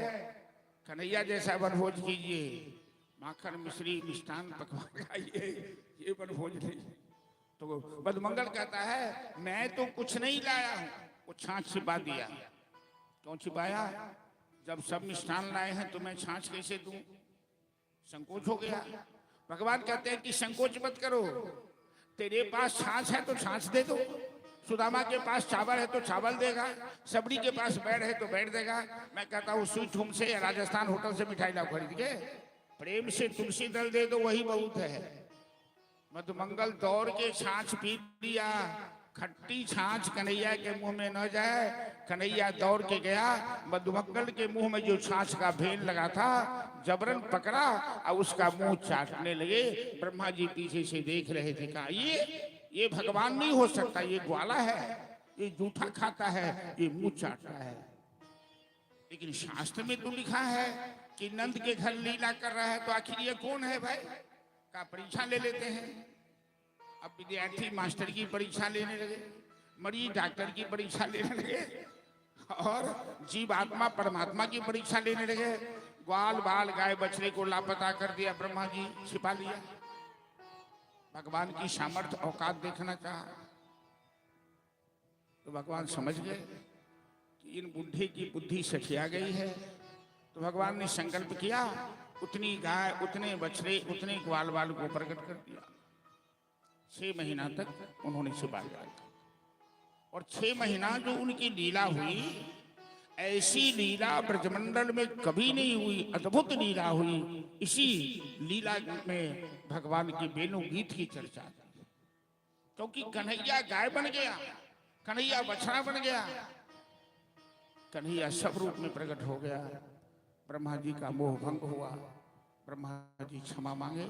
इस तरह से ब्रह्मा जी का मोह, इसी तरह से भगवान मथुरा जाकर, मथुरा की बड़ी बड़ी बेटी क्षत्रिय ब्राह्मण थे कर्मकांड करने वाले, उनका मोह भंग किया। कर्मकांड करना अच्छी बात है, लेकिन कर्मकांड करने वालों की बुद्धि भ्रष्ट हो जाती है। वो भगवान से दुश्मनी करने लगता, भागवत से दुश्मनी करने लगता। हमें तो कई जगह पचड़ा पड़ा है कर्मकांडियों से, कथा चल रही है, कर्मकांड करने वाले वहां घंटी बजाना शुरू कर दिया, शंख फूंकना शुरू कर दिया, कथा में डिस्टर्ब कर दिया। ऐसा कौन सा कर्मकांड है? अरे कर्मकांड के माध्यम से कोई भी पूजा में पहले विष्णु की पूजा होती है, भगवान की पूजा होती है। ये तुम क्यों भूलते हो? यज्ञ के माध्यम से जग पुरुष जगदीश की आराधना होती है, कर्मकांड के माध्यम से भगवान की आराधना होती है। और कर्मकांड करने वाले भगवान से विरोध कर दें तो भगवान ने उन मथुरा के कर्मकांडी ब्राह्मणों का मोह भंग किया, उन ब्राह्मणियों के ऊपर, माताओं के ऊपर कृपा कर। भक्ति जीवन में प्रधान है। यदि आपके दिल में भक्ति नहीं है तो जिंदगी भर स्वाहा स्वाहा करते रह जाओगे, बुद्धि स्वाहा हो जाएगी, ज्ञान स्वाहा हो जाएगा, परमात्मा कभी नहीं मिलेंगे। परमात्मा तो बिना भक्ति भाव से नहीं मिल सकते। इस बीच में भगवान ने शक्तासुर का वध किया, बकासुर का वध किया, अघासुर का वध किया, केशी नाम के राक्षस का वध किया, और आज ग्वाल बालों के साथ यमुना के किनारे गाय चराने आए। विलोक्य दुष्टाम दुष्टाम कृष्णाम कृष्णा ही नाभ्यो तस्या विशुद्धि वन विच्छन्तम सर्पम उदवास। वृंदावन में भगवान अवतार लिए हैं, लीला करने आए हैं। तो ब्रजवासियों के जीवन में जो भी कष्ट है उसे दूर करेगा। यमुना में, यमुना के कालीदह में कालिया नाग रहता है। ये 100 फन है कालिया नाग। कालिया नाग का कंस के साथ बड़ा बढ़िया संबंध है, और हजारों लोगों को मौत के घाट कालिया नाग उतार चुका है। 4 कोस तक यमुना का जल विषैला है उसके विष के प्रभाव से। भगवान ने योजना बनाई कि कालिया नाग को यमुना से भगाना है, तो यमुना के किनारे गाय चराने आए, और आज ग्वाल बालों के साथ गेंद खेलने लगे। उनकी मंडली में एक मनसुखा है, उसकी गेंद थी। भगवान ने जानबूझकर गेंद उछाली, काली दह में गिरी, और मनसुखा ने कहा, कन्हैया तूने मेरी गेंद काली दह में फेंकी तो मेरी गेंद ला कर दे दो।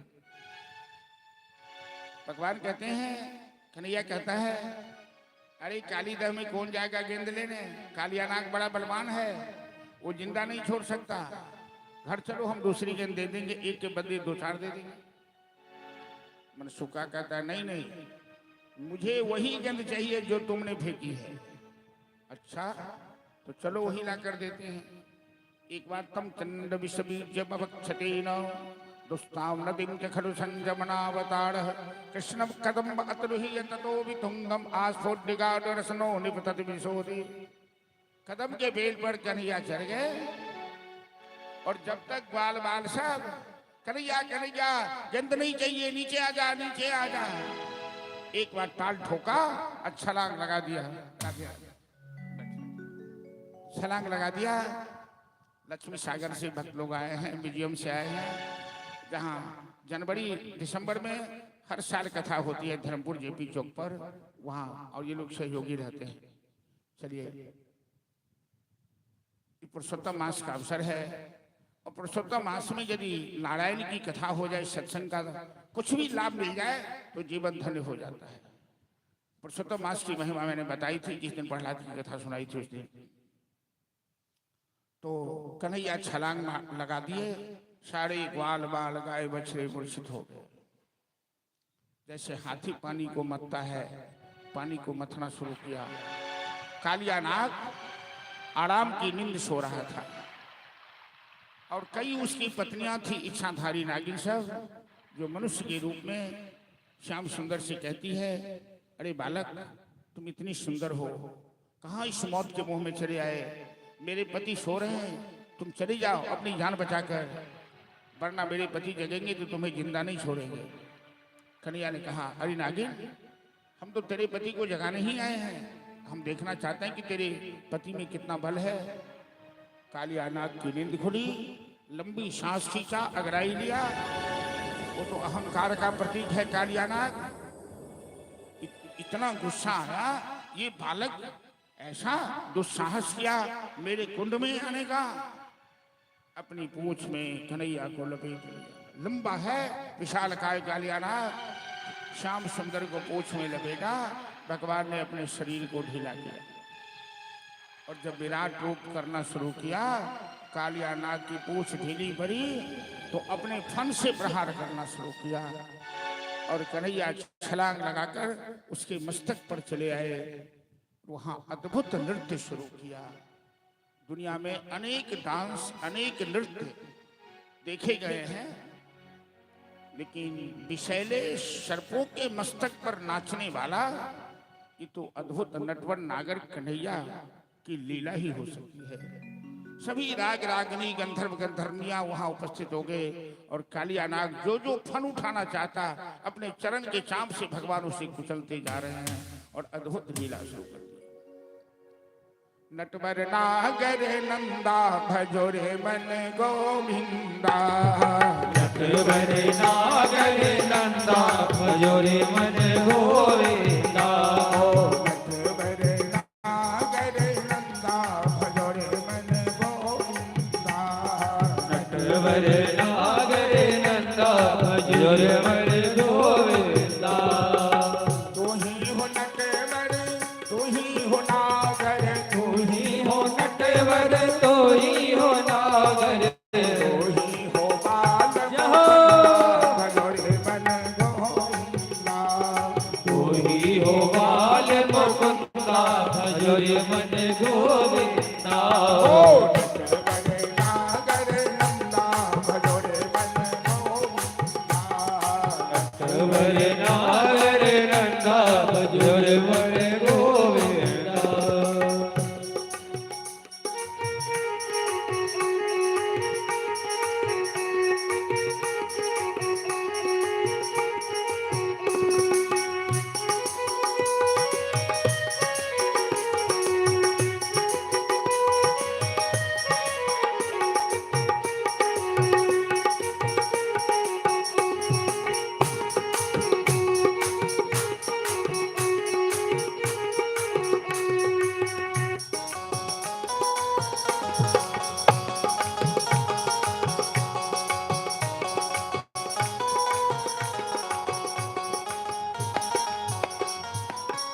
सब देवों में कन्हैया बरे हैं, सब देवों में कन्हैया बरे हैं, सब देवों में कन्हैया बरे देवों में कन्हैया रे जो तारा पीछे चंदा भजोड़े मन गोविंदा जो तारा विच चंदा भजोरे मन गोविंदा ओ नटवर नागरंगा भजोड़े मन गोविंदा नटवर नागर नंदा भजोरे मन गोविंदा सब गोपियन में राधा बरी है सब गोपियन में राधा भरे है राधा बरी है राधा रानी बरी है राधा रे राधा रानी बरे है जो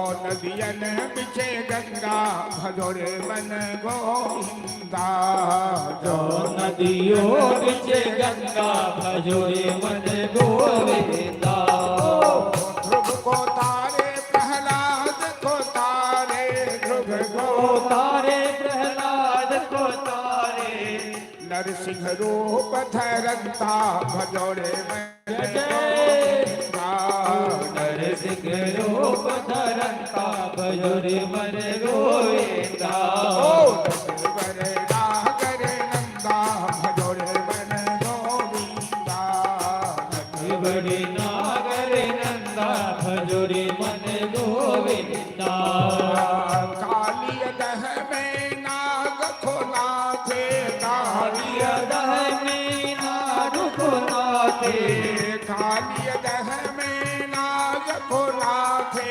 कालिय दह में नारु को नाथे फल फल नृत्य करंता भजोरे मन गोविंदा मन लेत करंता भजोरे मन गोविंदा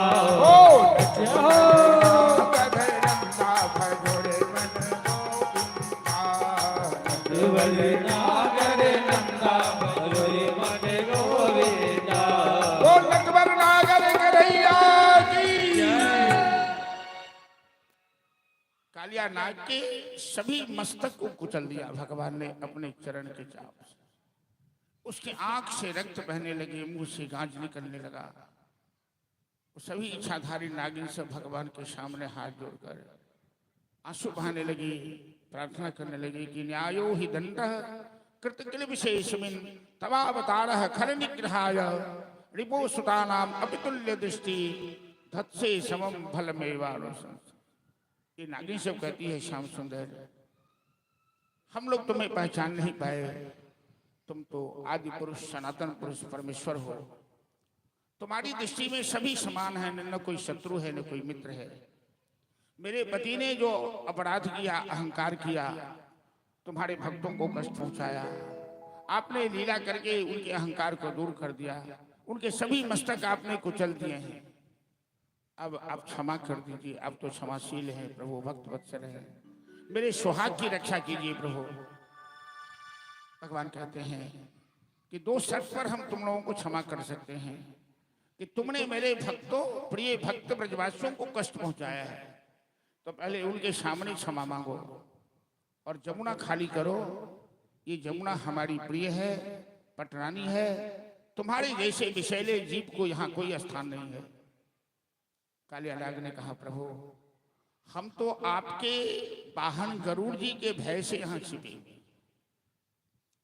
सौम्री ऋषि के शाप के कारण गरुड़ जी इस कुंड में प्रवेश नहीं कर सकते।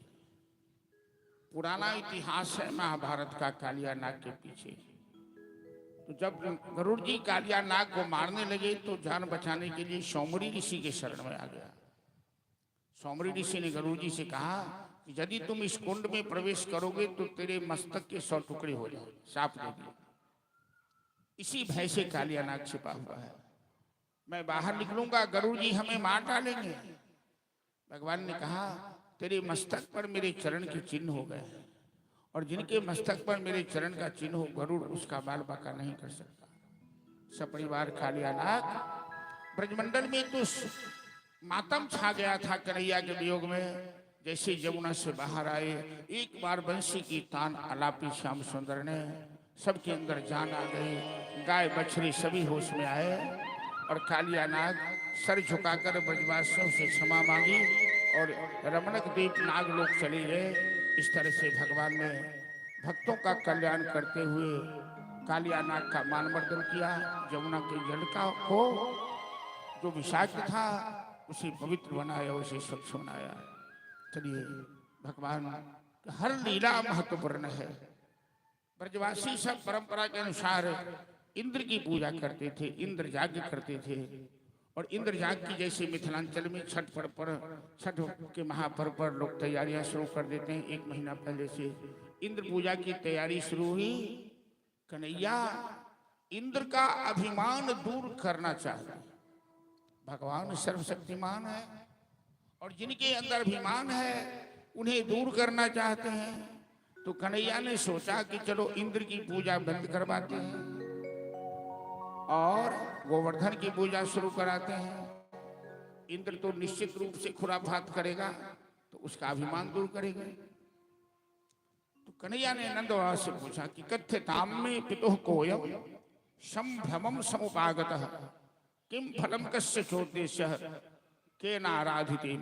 पिताजी, पूरे ब्रजमंडल में किस बात की हलचल है? तो नंद बाबा कहते हैं, बेटा तुम्हें मालूम नहीं, इंद्र पूजा की तैयारी चल रही है। कन्हैया पूछते हैं, बाबा ये इंद्र कौन है? अरे इंद्र को भगवान नहीं पहचानते क्या? भगवान ने ही तो सारा डिपार्टमेंट का बंटवारा किया है। तो इंद्र को इंद्र किसने बनाया? भगवान ने बनाया। पूछते हैं, बाबा इंद्र कौन है? तो नंद बाबा कहते हैं, पर्जन्यो भगवान इंद्र मेघास्तस आत्ममृतय। बेटा, इंद्र भगवान बादलों के राजा हैं। वो वर्षा करते हैं तभी धरती पर लोग जीवित हैं। कन्हैया कहते हैं, बाबा कोई किसी का भाग्य विधाता नहीं होता है। प्रत्येक इंसान अपने कर्मों के आधार पर कर्मणा जायते जन्तो कर्मणैव विलीयते सुखम दुखम भयम क्षेमम कर्ममेवाभिपद्यते। नंद बाबा भोले भाले कहते हैं, कन्हैया हम तुमसे तर्क नहीं कर सकते, तुम क्या कहना चाहते हो? मैं ये कहना चाहता हूँ, इंद्र पूजा इस बार बंद कीजिए। इतने वर्षों से आप लोगों ने इंद्र की पूजा की, कभी दर्शन दिया? दर्शन तो नहीं दिया। अरे छठ करने वाले को कभी सूर्यदेव दर्शन दिए? सूर्य तो सबको दर्शन देते हैं। जिसको राणा मैया कहते हैं, कभी राणा मैया दर्शन दी क्या? कभी नहीं दिया। तो इंद्र ने दर्शन नहीं दिया। और गोवर्धन पूजा कीजिए, गोवर्धन प्रत्यक्ष देवता हैं। और वस्तुतः ये गोवर्धन का इतिहास है कि गोवर्धन गोलोक से आया है। जब राम जी समुद्र में पुल बना रहे थे तो गोवर्धन आए राम जी की सेवा में। लेकिन जब तक हनुमान जी गोवर्धन लाते उठाकर, तब तक समुद्र का काम, पुल निर्माण का काम पूरा हो गया। तो वहां से घोषणा की गई कि जो बंदर जो पहाड़ जहां उठाए हैं वहीं रख दें। गोवर्धन को रख दिया। गोवर्धन रोने लगे, मैं तो राम जी के काम में नहीं आया। तो हनुमान जी ने सिफारिश की राम जी के पास कि गोवर्धन को अपनी सेवा में नहीं लगाया, गोवर्धन तो रो रहा है। तो राम जी कहते हैं, कह दो गोवर्धन को कि अगला अवतार में उसे मैं 7 दिन उठाऊंगा हाथ पर और उसकी पूजा कराऊंगा, उसका महत्व बढ़ा दूंगा। अब सोच मत करें।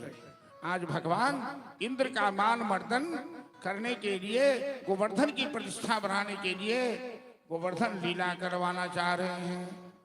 इनकी बात मानकर सारे ब्रजवासी बड़ी धूमधाम से इंद्र पूजा बंद करके गिरिराज पूजा की तैयारी में नए कपड़े, व्यंजन, मिष्ठान। आज हमारे देश में, पूरे भारतवर्ष में, खास करके ठाकुरबाड़ियों में अन्नकूट का त्योहार मनाया जाता है। अन्नकूट मतलब क्या होता है? कूट मतलब पहाड़। तो मिष्ठान का जहां ढेर लगाया जाए उसे अन्नकूट कहते हैं। सभी ग्वाल बाल, गाय बछड़े 84 कोस के ब्रजमंडल है। कोई अपने घर में नहीं रहा, सब बड़ी मस्ती से, बड़े उत्साह के साथ गिरिराज के पास जा रहे हैं और इस बात की उमंग है, उत्साह है कि आज नया देवता की पूजा होगी। और नया देवता की पूजा जब होती है, स्थापना होती है, तो वैसे भी उत्साह बढ़ता है। सबके अंदर भाव है कि मैं तो गोवर्धन को जाओ मेरे भी मैं माने मेरो मन मैं तो गोवर्धन को जाओ मेरे भी मैं माने मेरो मनवा। मैं तो गोवर्धन को जाओ मेरे भी मैं माने मेरो मन मैं तो गोवर्धन को जाओ मेरे भी मैं माने मेरो मनवा। मैं माने मेरे मन अरे रे मैं माने मेरो मन मैं माने मेरो मनवा अरे रे मैं माने मेरो मनवा। मैं तो गोवर्धन को जाओ मेरे भी मैं माने मेरो मन मैं तो गोवर्धन को जाओ मेरे भी मैं माने मेरो मनवा। हेलो तुलसी का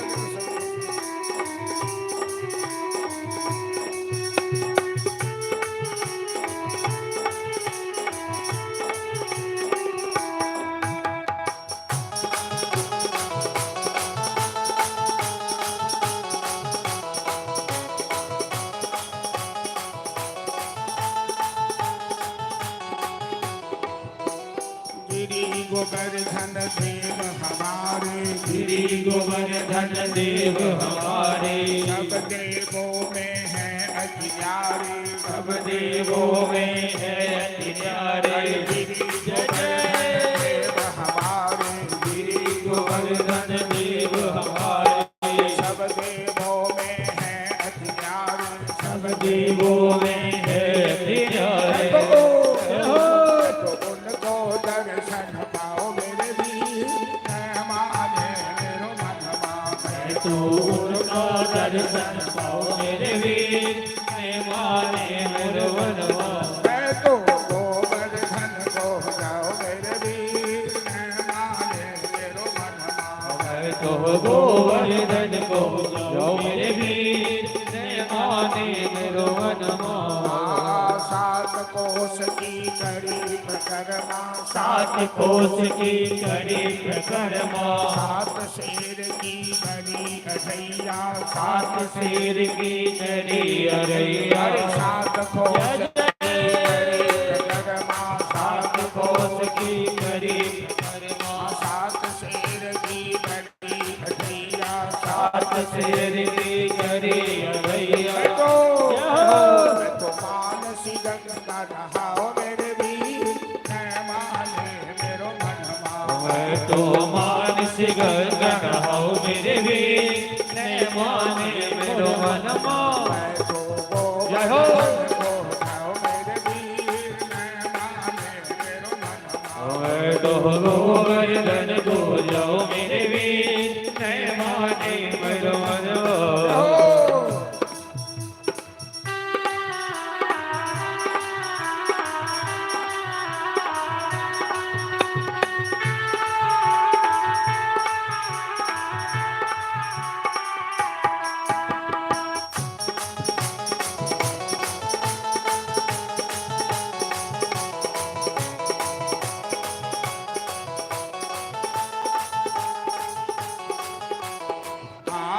छप्पन व्यंजन आज बनाओ छप्पन व्यंजन आज बनाओ गोवर्धन को भोग लगाओ गोवर्धन को भोग लगाओ। छप्पन व्यंजन आज बनाओ छप्पन व्यंजन आज बनाओ गोवर्धन को भोग लगाओ गोवर्धन को भोग लगाओ। मैं तो चकलेश्वर को जाओ मेरे भी माने मेरो मन मैं तो चकलेश्वर को जाओ मेरे वीर मैं माने मेरो मनवा। मैं तो गोवर्धन को जाओ मेरे वीर मैं माने मेरो मन मैं तो गोवर्धन को जाओ मेरे वीर मैं माने मेरो मनवा। बोल गिरिराज महाराज की जय। सभी गोवर्धन के पास तो आए, पूजा करनी है नंदवान का बेटा, हमारे पास तो न कोई पंडित है न कोई किताब है। कन्हैया कहते बाबा चिंता मत करो, मैं पंडित भी हूँ, मैं पुजारी भी हूँ, मंत्र भी मेरे पास है। कन्हैया तो सब रूप में है। पहले स्नान की व्यवस्था, तो ग्वाल बाल जमुना जी से पानी लाने लगे। पानी लाते लाते थक गए, हाँपने लगे, क्योंकि ये 7 कोस का देवता है। गोवर्धन का क्षेत्रफल है 7 कोस, 21 किलोमीटर हो गया। ग्वाल बाल कहने लगे कन्हैया, हमारे बाप दादा कोई बुर्बक थे कि मंदिर में छोटी छोटी मूर्तियां रखते थे कि थोड़ा सा कपड़ा सिलाओ तो मूर्ति को कपड़ा हो जाए, थोड़ा सा लाओ 100 ग्राम गुल्ली मिश्री लाओ तो भाग ठाकुर जी को भोग लग जाए। ये तो कितना खाएगा, कितना कपड़ा पहनेगा, पूरा दरभंगा मार्केट खाली हो जाएगा, हम लोग पानी नहीं ला सकते। कन्हैया कहते हैं अरे मित्रों चिंता मत करो, गोवर्धन देव बड़े दयालु हैं, हम प्रार्थना करते हैं कुछ करेंगे। जय हो गिरिराज महाराज, मेरे ग्वाल बाल थक गए हैं, कृपा करो कुछ चमत्कार करो। गोवर्धन के बीचों बीच मानसी गंगा प्रकट हुई, जैसे भगवान के चरण से गंगा निकली, यहाँ गिरिराज भी कन्हैया का रूप है और उनके बीचों बीच मानसी गंगा प्रकट हुई। बोल मानसी गंगा महारानी की जय। ग्वाल बाल उछलने लगे, कन्हैया ये तो चमत्कार हो गया।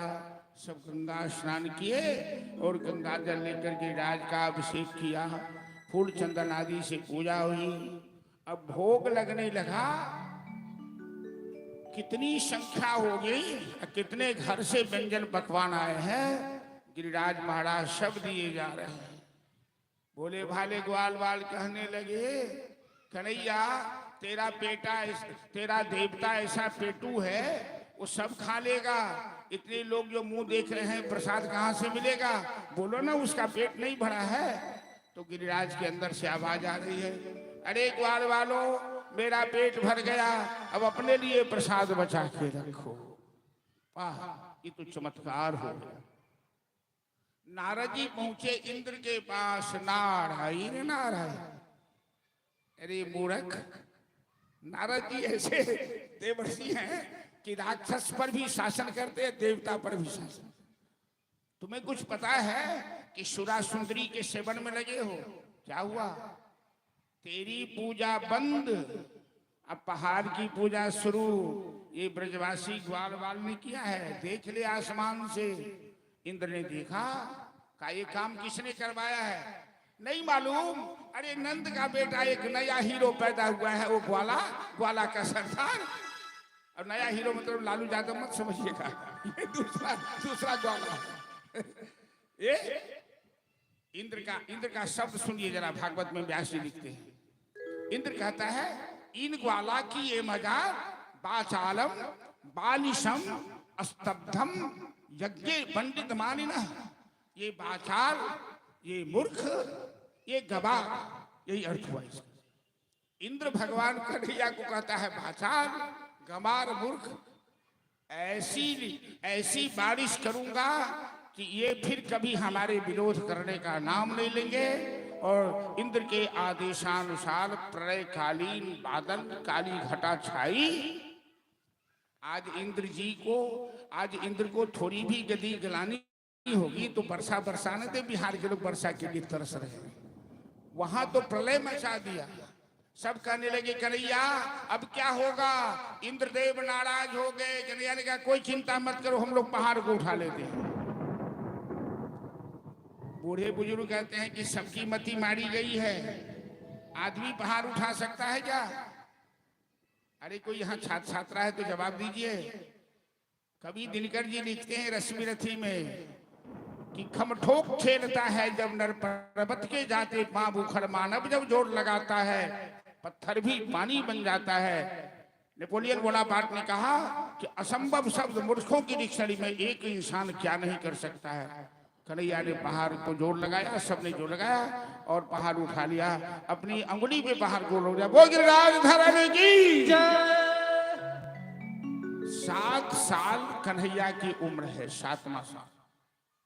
7 कोस का पहाड़, 7 दिन 7 रात इंद्रदेव ने वर्षा की, 7 समुद्र का पानी खाली हो गया और कन्हैया बीच में खड़े हैं। चारों तरफ लाखों संख्या में ब्रजमंडल के सारे ब्रजवासी ग्वाल बाल गाय बछड़े हैं। शेषनाग ने बाउंड्री बाल किया, एक बूंद पानी अंदर नहीं आना चाहिए। सुदर्शन महाराज पानी पीना शुरू किया। पानी क्या है जानते हैं? आश्चर्य की बात नहीं है, भगवान के लिए कुछ भी असंभव नहीं है। पानी भगवान का पसीना है।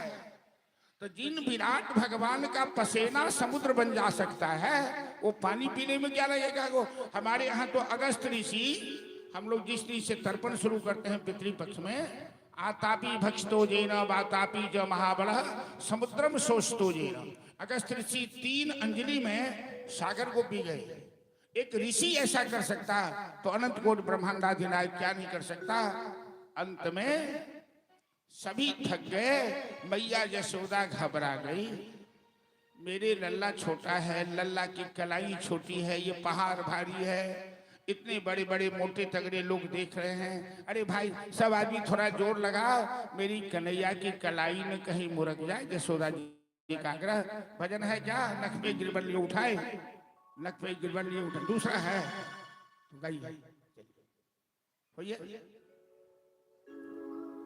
हम थोड़ा आप लोगों से क्षमा चाहते हैं कि कथा में का मैं स्पीड थोड़ा ज्यादा बढ़ा दिया। हमें लग रहा है कि मैं ज्यादा स्पीड में बोल रहा हूँ, लेकिन रासलीला करके कथा को विश्राम देना है। बहुत से लोग घड़ी भी देख रहे हैं और आज रासलीला कर ही लेनी है। कल कथा का अंतिम दिवस होगा, विश्राम दिवस होगा, इसलिए हम संक्षिप्त में ही और स्पीड में ही गाड़ी को, जहाँ वोल्टेज भी देना है वहाँ वोल्टेज नहीं देना, बढ़ा रहा है।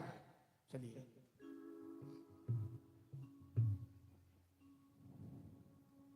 सावरिया मीठी मीठी बाजे मधुर तेरी बांसुरिया। सावरिया मीठी मीठी बाजे मधुर तेरी बांसुरिया। मीठी मीठी बाजे मधुर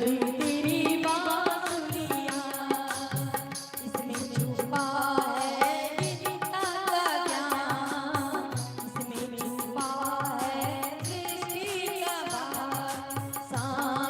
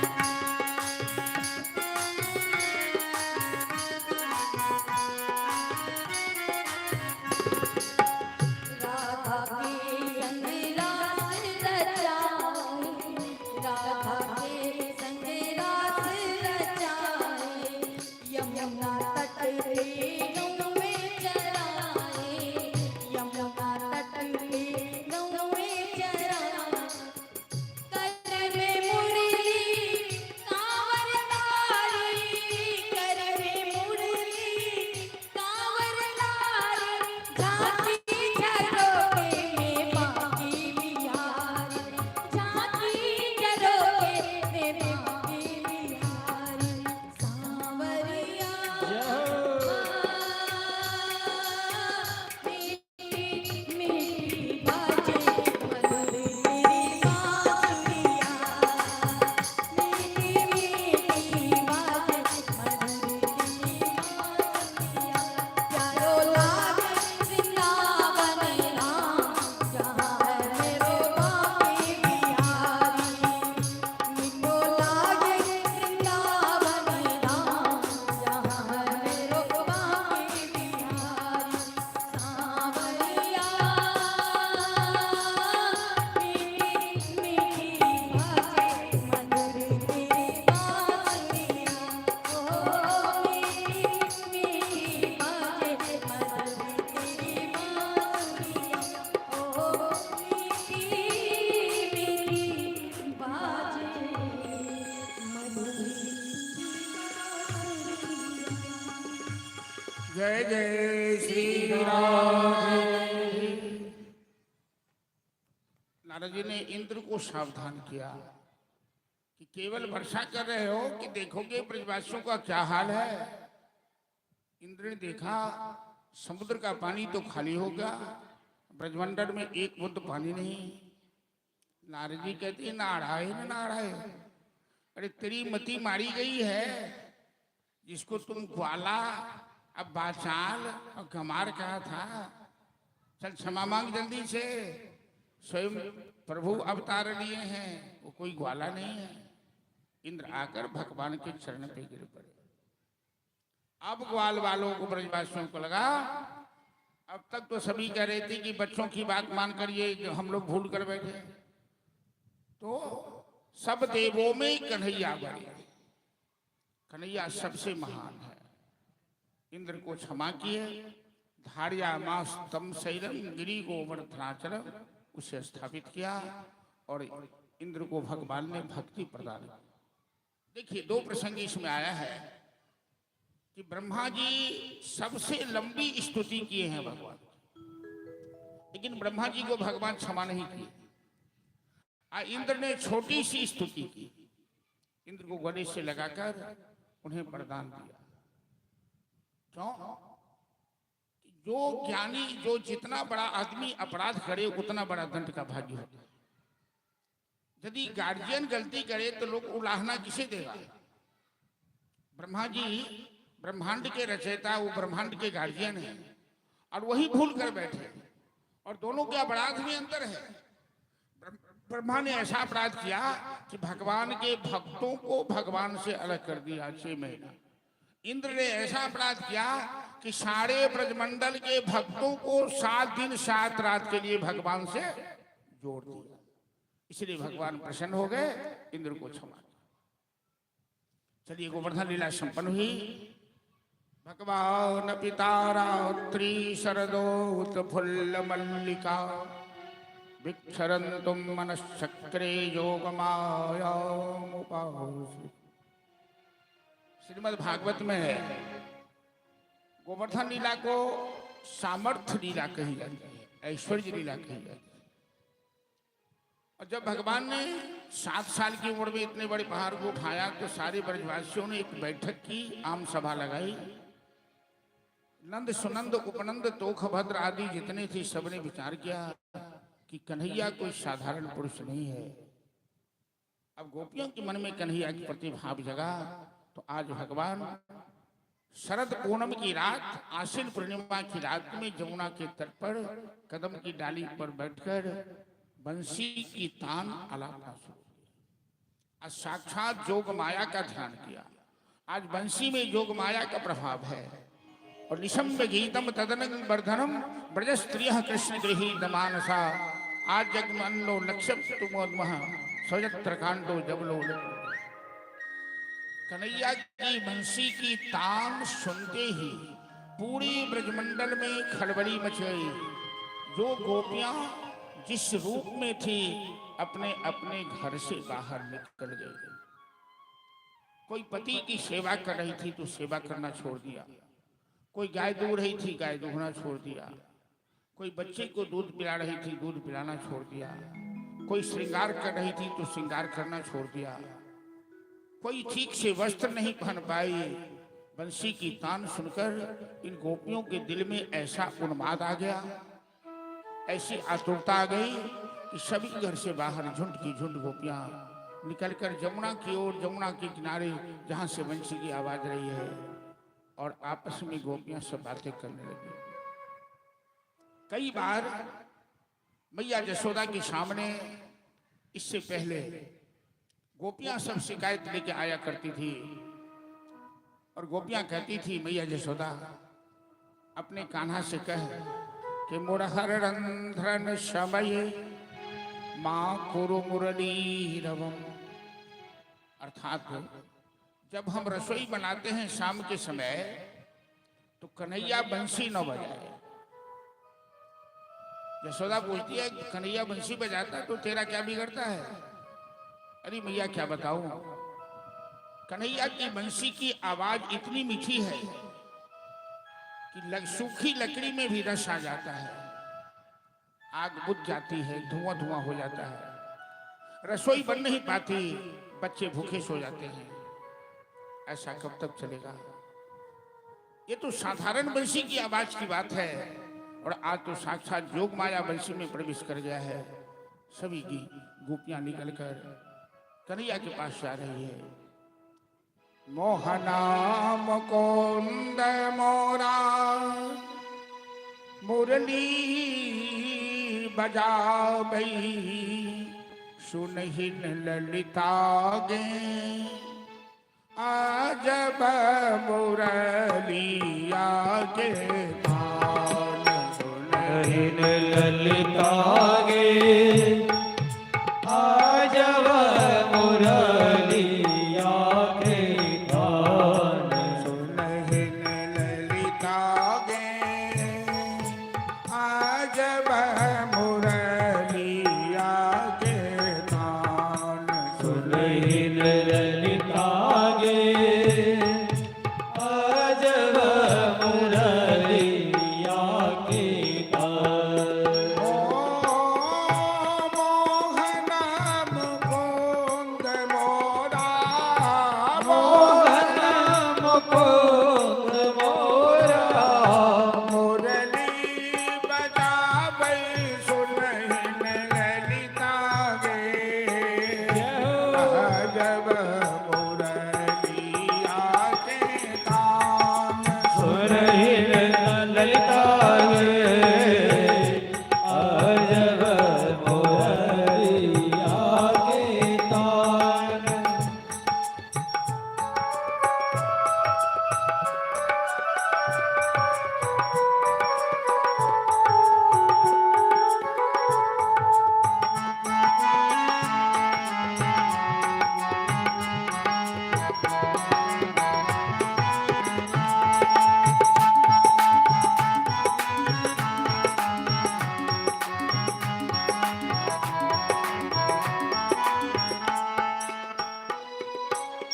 नव वृंदावन विपिन सुहावन बिहरत नंद किशोर नव वृंदावन विपिन सुहावन विरक्त नयन किशोर। यमुना तट पर बंसी बजावत यमुना तट पर हंसी बजावत राधा के चित जोर सुनहिन ललिता गे आजब मुरलिया के तान सुनहिन ललिता गे आजब मुरलिया के तान। मोर मुकुट मकराकृत कुंडल गले बजंती माल मोर मुकुट मकराकृत कुंडल गले बजंती माल।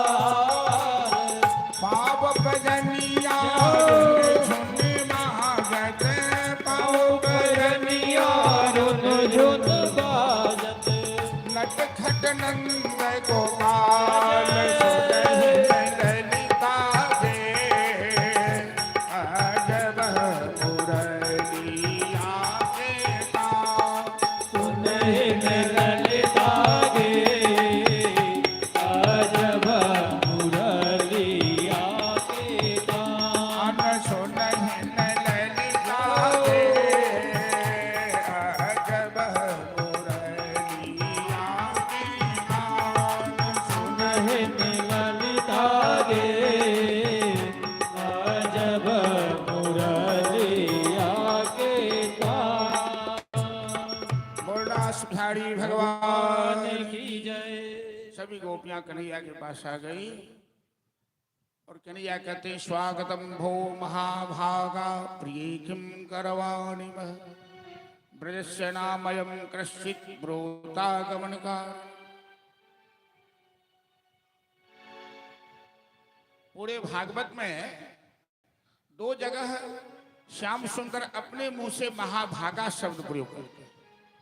एक जगह जब गोपी आई है रास में तब, एक जगह जब मथुरा की ब्राह्मणी सब आई थी तब महाभागा।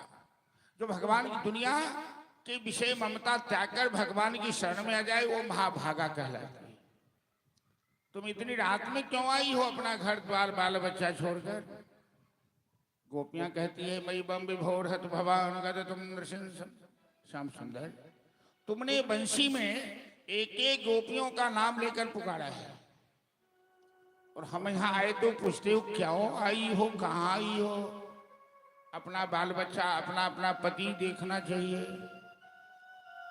थोड़ा समय का अभाव है, रासमंडल में हम लोग चल रहे हैं और श्रीमद् भागवत में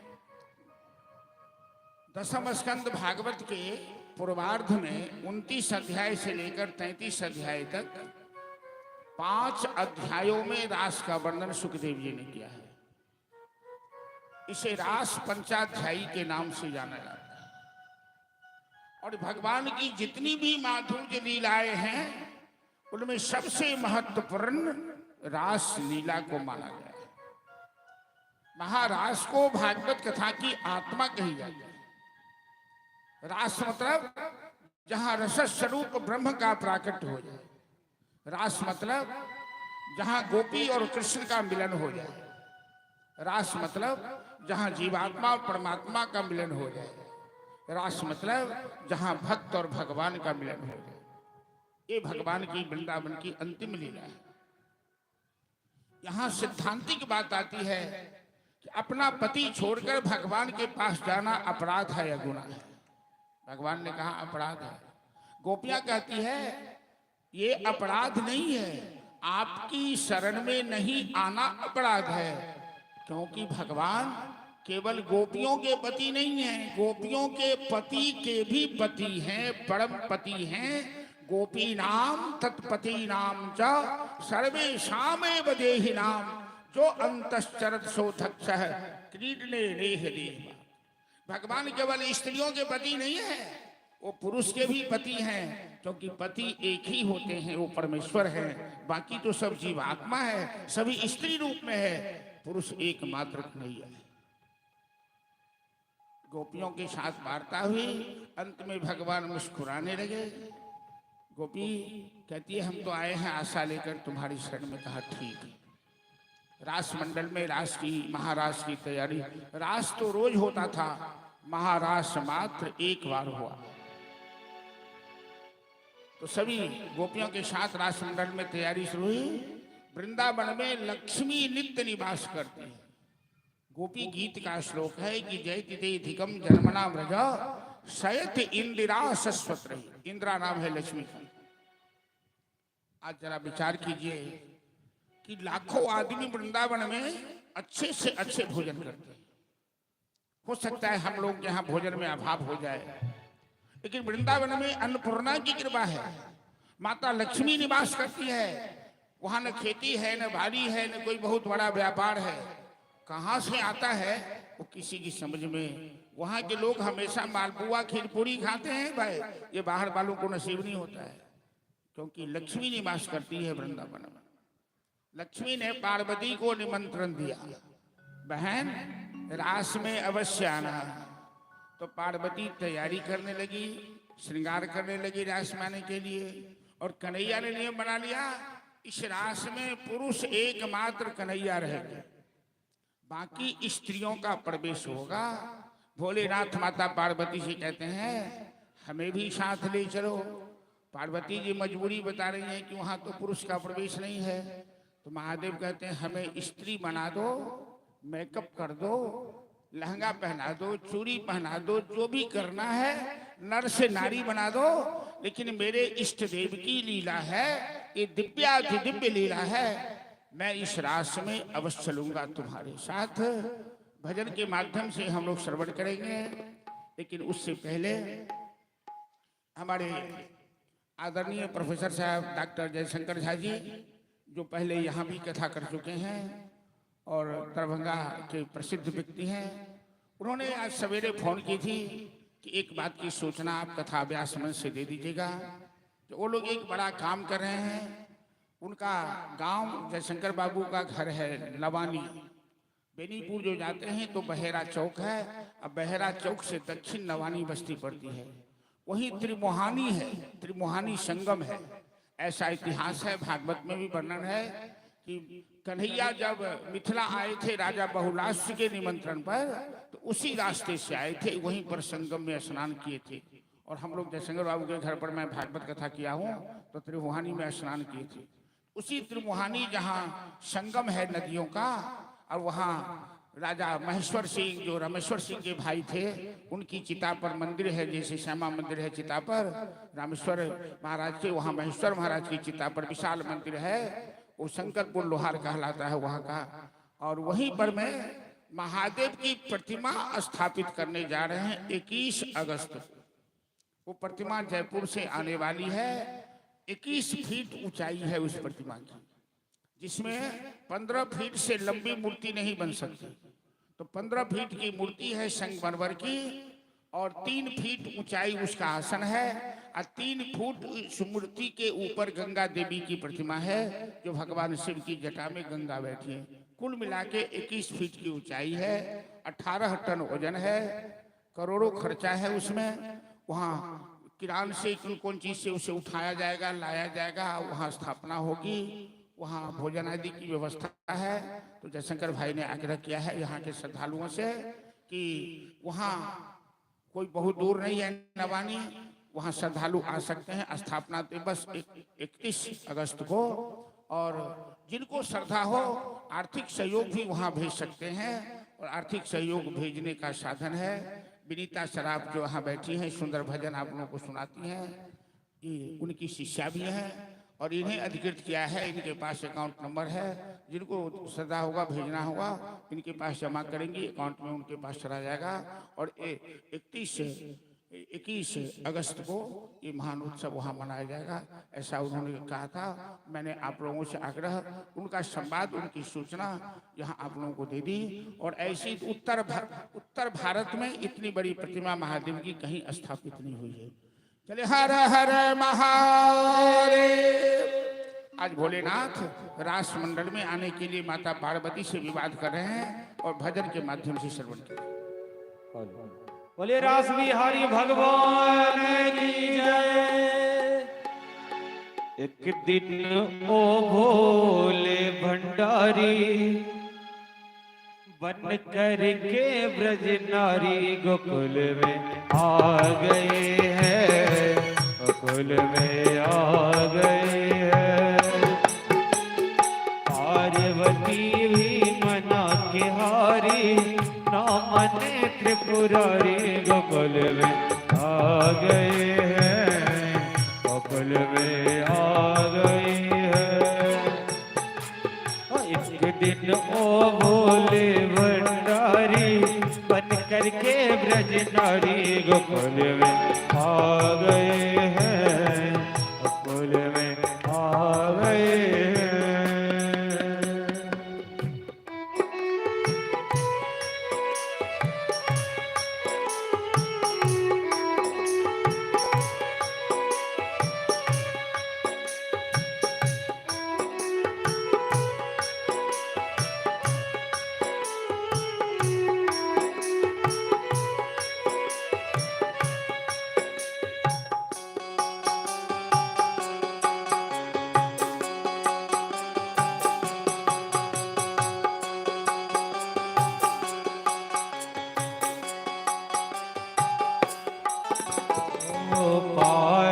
द्रौपदी से बोले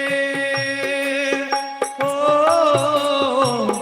मैं भी चलूंगा तेरे संग में, तेरे संग में। राधा संग श्याम नाचे मैं भी नचूंगा तेरे संग में, तेरे संग में। रास रचेगा ब्रज में भारी, रास रचेगा ब्रज में भारी, मुझे दिखाओ प्यारी। गोकुल में आ गए हैं, गोकुल में आ गए हैं। हो एक दिन ओ बोले भंडारी बन करके ब्रज नारी, गोकुल में आ गए हैं, गोकुल में आ गए हैं।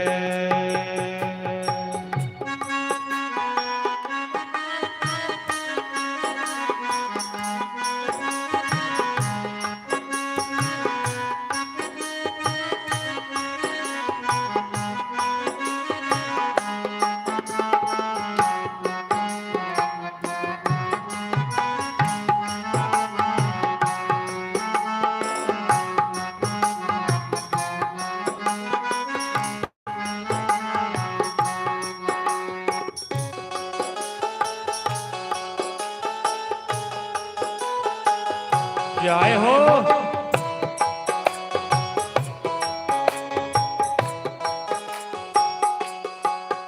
ओ ऐसा बना दो मुझको, ओ कोई न जाने इस राज को, इस राज को। मैं हूँ सहेली तेरी ऐसा बताना ब्रिजराज को, ब्रिजराज को। बना के जोरा पहन के सारी, बना के जोरा पहन के सारी, चाल चले मत वाली। गोकुल में आ गए हैं, गोकुल में आ गए हैं। ओ एक दिन ओ बोले भंडारी बन करके ब्रज नारी, गोकुल में आ गई है,